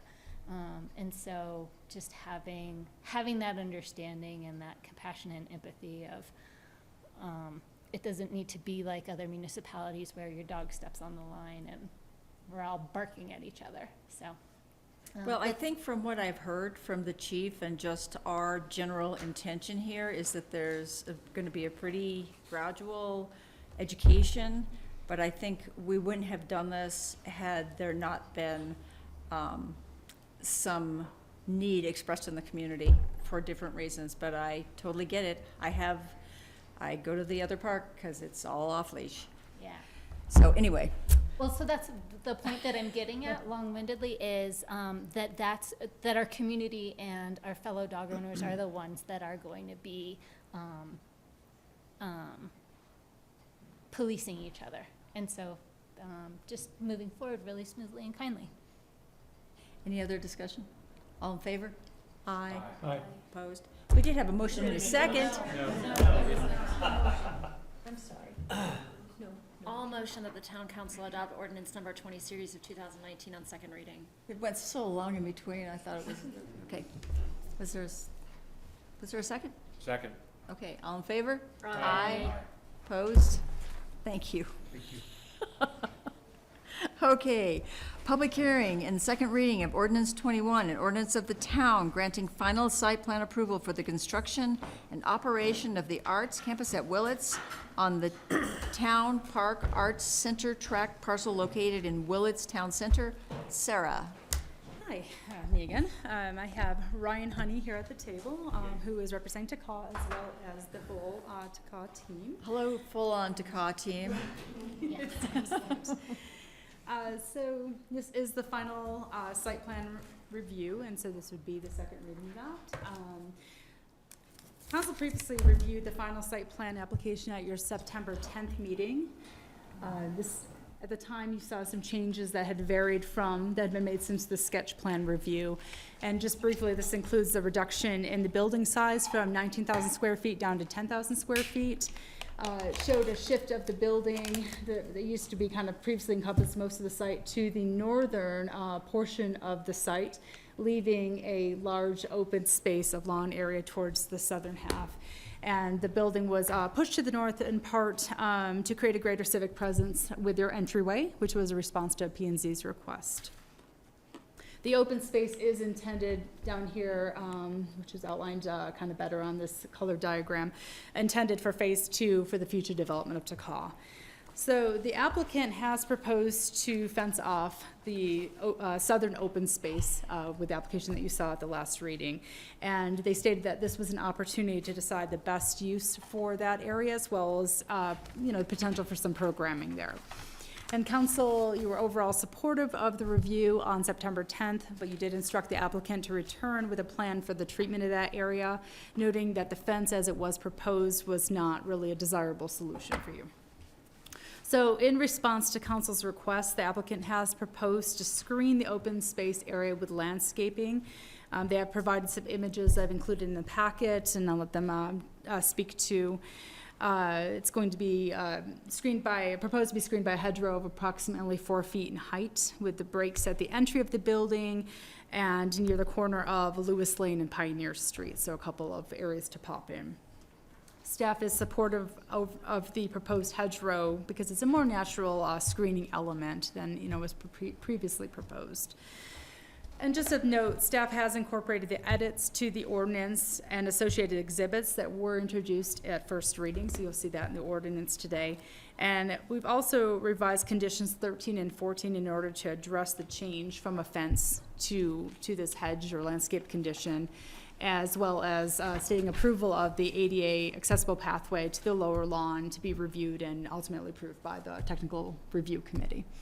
So just keep it short and concise. That's all I have. I'll turn it over to Mr. Honey to give his presentation. No, it's real quick. We heard you guys loud and clear. So shared with you all a letter on September 17th, just sort of detailing what we heard from you and our needing to have some sort of screening to make sure that we can effectively program. I think where we've landed is a great compromise, and we look forward to building this building. So you have the new images in your packet, and I think my letter explains how we landed where we landed, and I hope you agree it's a good compromise. Thanks, Ryan. Okay, I think this is also a public hearing, open at 7:35. Is there anyone in the public that would like to comment regarding this application? Okay, hearing none, we'll close the public hearing and go to council to see how you like the revised, yeah, Gary, I'll let you go. Well, thank you, because honestly, this at least provides much more clarity of what this will look like when you build, and it's, the hedge is a good compromise. I understand more now why you want it, and I'm okay with that, and it is still relatively open to the public, and obviously I always knew that if you do an event back there, totally cool with that. So I appreciate it. I support this in the version that I see. Thanks, Gary. Other comments? Okay, well, I actually agree with Gary wholeheartedly. I mean, understand that this property is leased by you all, and you deserve some element of privacy, and I think you have come a long way to say, public, we're leasing this, but it's still part of your backyard, and it looks great. You didn't show a fence, but I know what a fence looks like, 6-foot wooden fence. And it's just one more time of the 20-odd years I've been here where holding all of our feet to the fire gets a better product. And just saying yes to everything doesn't. So I appreciate it very much. Thank you. We appreciate your feedback.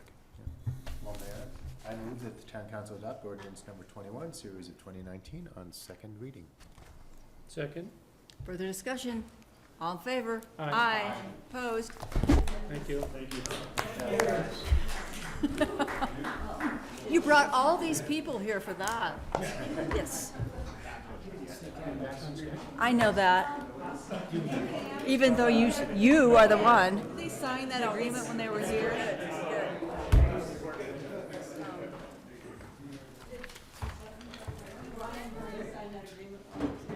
Okay. They did bring a lot of people. They did. That's so cute. You can speak. Well, they're I think they knew to shut up. Oops. Oopsie daisy. Oopsie daisy, too late. Susan, it's on the counter right here. Boy, those are good, aren't they? Yeah. I liked, Your point is very valid. It's like what we went through with the River Center. we've done this so many times where. Okay, I'll take those nuts, Katie. You gave me 4. There were none left in the Oh, can. God. It just feels like a real light can.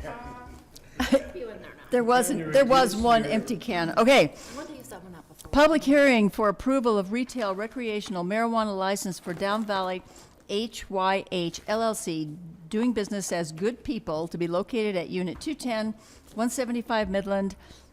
Pam, good evening. Hello, good How are evening. you? Justin Strebe and Kale LaCrew, applicants for Down Valley HYH, Good People. So this is a public hearing, so after introductory remarks, we'd ask that you open it up to the public for any comments. Council is charged this evening with making a finding and determination as to the good moral character of the applicants. I believe this was already established when they opened up their medical marijuana facility on the first floor of this building. So the town clerk has found nothing between then and now to adjust that. The town council shall consider the facts and evidence adduced as a result of its investigation, and any staff comments that have come up. Town council has authority to refuse to issue any license for good cause. Good cause is defined in the staff memo here.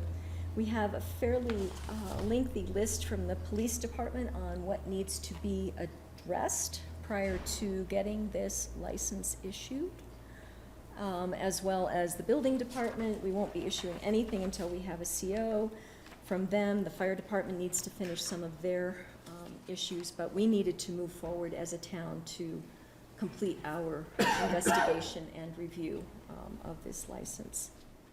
The applicants do have the C2 zoning, which permits a retail marijuana store at that location.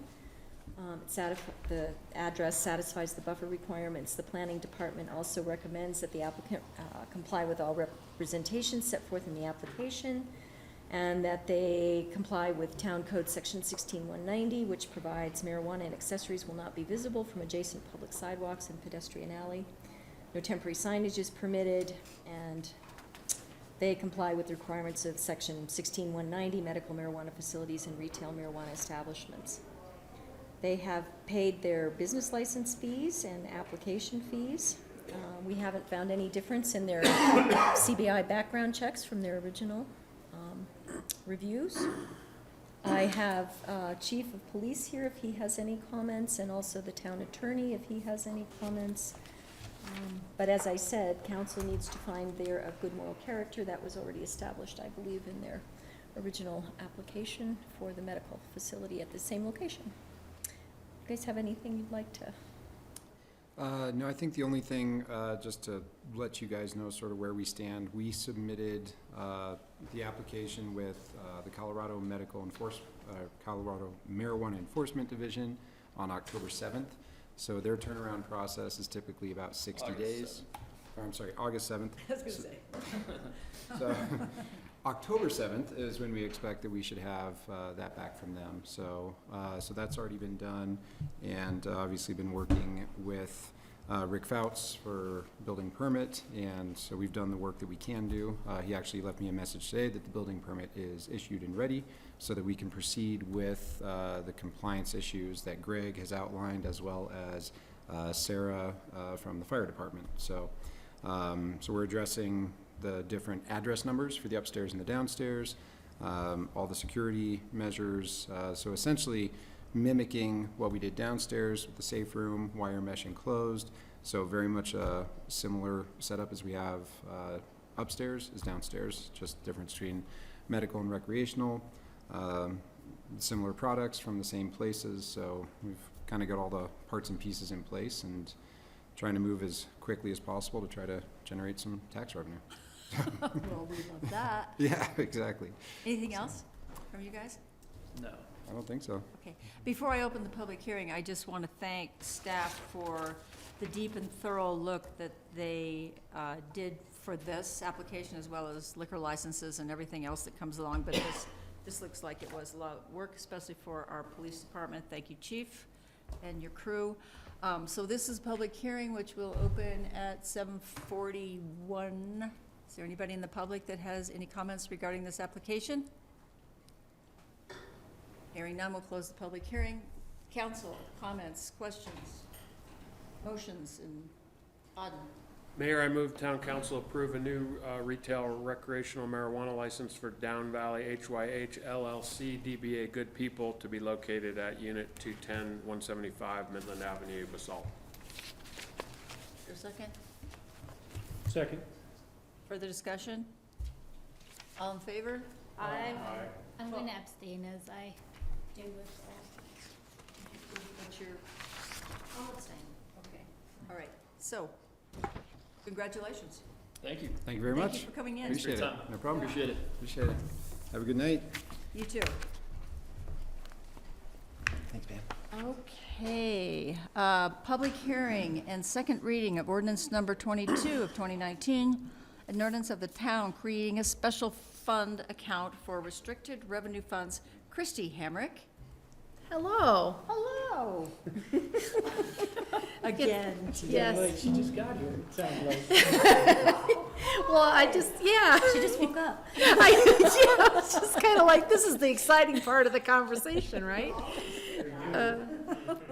Yeah. Well, this is very similar to the first reading. The only thing that had changed is that, so Jeff caught that we should just say under section 4-42, except as otherwise required by law.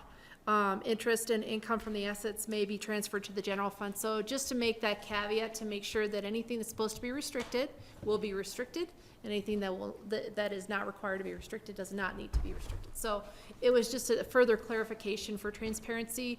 But once again, this is, our hope is it's going to help separate the operational fund from our restricted funding, so it's going to give council and the community a better idea of what it really takes to run the bread and butter of this town. We've only got 34 people that run it, and I think we operate pretty efficiently, but it's just really going to open people's eyes to that, I think, and being able to make this two different separate funds. It's a good idea. Okay, this is also a public hearing, opening the public hearing at 7:45. Seeing no members of the public, well, I see one member, two members of the public. Anything on this one? Okay. All right, we'll close the public hearing, go to council for comments, questions. Motion. Bill. I just want to salute the good hard work promoting accountability and transparency. So thank you both very much. Thank you, staff. And unless anyone else has a comment, I would move, Mayor, that the town council adopt ordinance number 22, series of 2019 on second reading. Second. Further discussion? All in favor? Aye. Opposed? Most excellent. Chrissy, you're a Thank you. superstar. Oh, you guys too. We're a good team, Yes, we are. doing good things. All right. First reading of ordinance 23, an ordinance of the town approving an easement agreement with Holy Cross for the installation of transformers and underground power lines on parcel 2E of the Sopris Meadows subdivision PUD. Basalt, James. Thank you. This is first reading of an ordinance that would grant utility easement for transformers and underground electric on parcel 2E of Sopris Meadows. And here is parcel 2E of Sopris Meadows. This is Lewis Lane, which is the southernmost street in Willits Town Center. This is block 11 right here where the townhomes are currently under construction. And here is Taka property, performing arts parcel. Parcel 2E, the property on which the transformers would be located, as well as the easement, is town-owned. It was identified as a property for likely daycare facilities in the future. One Willits Place that is building the townhomes here and in the future would have a mixed-use building on Block 11, has requested to put their transformers on parcel 2E in this location, set back from the streetscape of Lewis Lane. Originally, they were proposed kind of in the streetscape of Lewis Lane, as we have some other transformers that are located within Willits Town Center.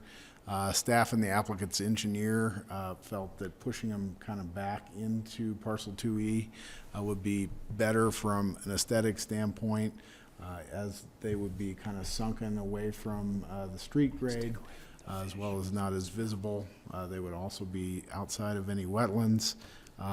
So the applicant's engineer and staff felt that this was an appropriate location for the transformers, and it wouldn't impede future development on parcel 2E.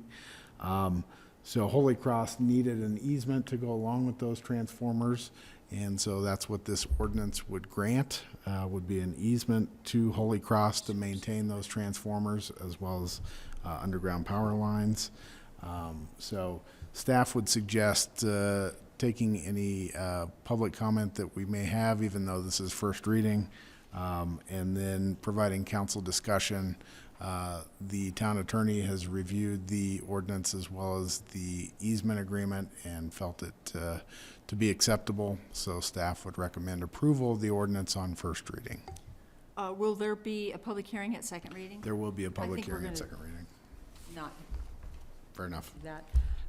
Yeah, Gary. So the question I always have is, why the town-owned parcel and not the parcels where the electricity goes to? Well, actually, the electricity that would come from these transformers would be for any development on parcel 2E. It would also serve Takaw as well as Block 11, and then it would also serve the Ski-Co building as well. So Okay, there would so be 'cause two in- transformers to serve all those properties. Because originally you said likely serve 2E. And I like will serve 2E. No, it will serve 2E. We've got that confirmation from Sopris Engineering and Holy Cross. That makes it much more appealing to put it on town-owned land if it will serve town. I think I was trying to say it would likely be a daycare development in the future, and that's what the town has talked about, and so it wouldn't impede that daycare development. But whatever we do with that parcel, it will serve that? Yes, Okay. correct. James, if I understood correctly, locating the transformers there will in no way compromise the future use of that property for daycare or any other purpose. Correct. But now, if I understand correctly too, that it is town-owned property and we're gonna put transformers on to serve all of the other private properties, is this location of the transformer going to come with compensation to the town for the property that's consumed? We don't have that proposed at this point. Council could discuss that if you felt it appropriate, though. How big is a transformer? How big is a transformer? Than a bread box or small? Yeah, it's 6 by 6, and so there's 2 of them. There's some examples that you can see out in the field before second reading. There's a couple behind, I think, Block 6. There's also a couple in the park, in Triangle Park, that are comparable. And then the linear track 5. Point over where that is, James. Linear, Airport is Track down 5. south. Track 5, so there's some over here as well, in that area. Maybe we could get a tour. And we'll, as part of second reading packet, we can add photos of the transformers too. That's to not a give you a bad better idea. And I agree with Bill that if we're giving our land over for something that's benefiting a private developer, we need to be compensated appropriately for that.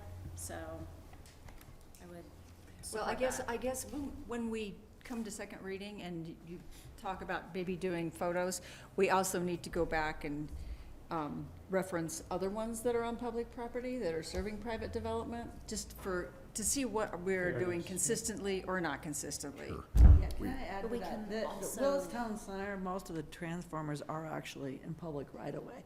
And in this particular case,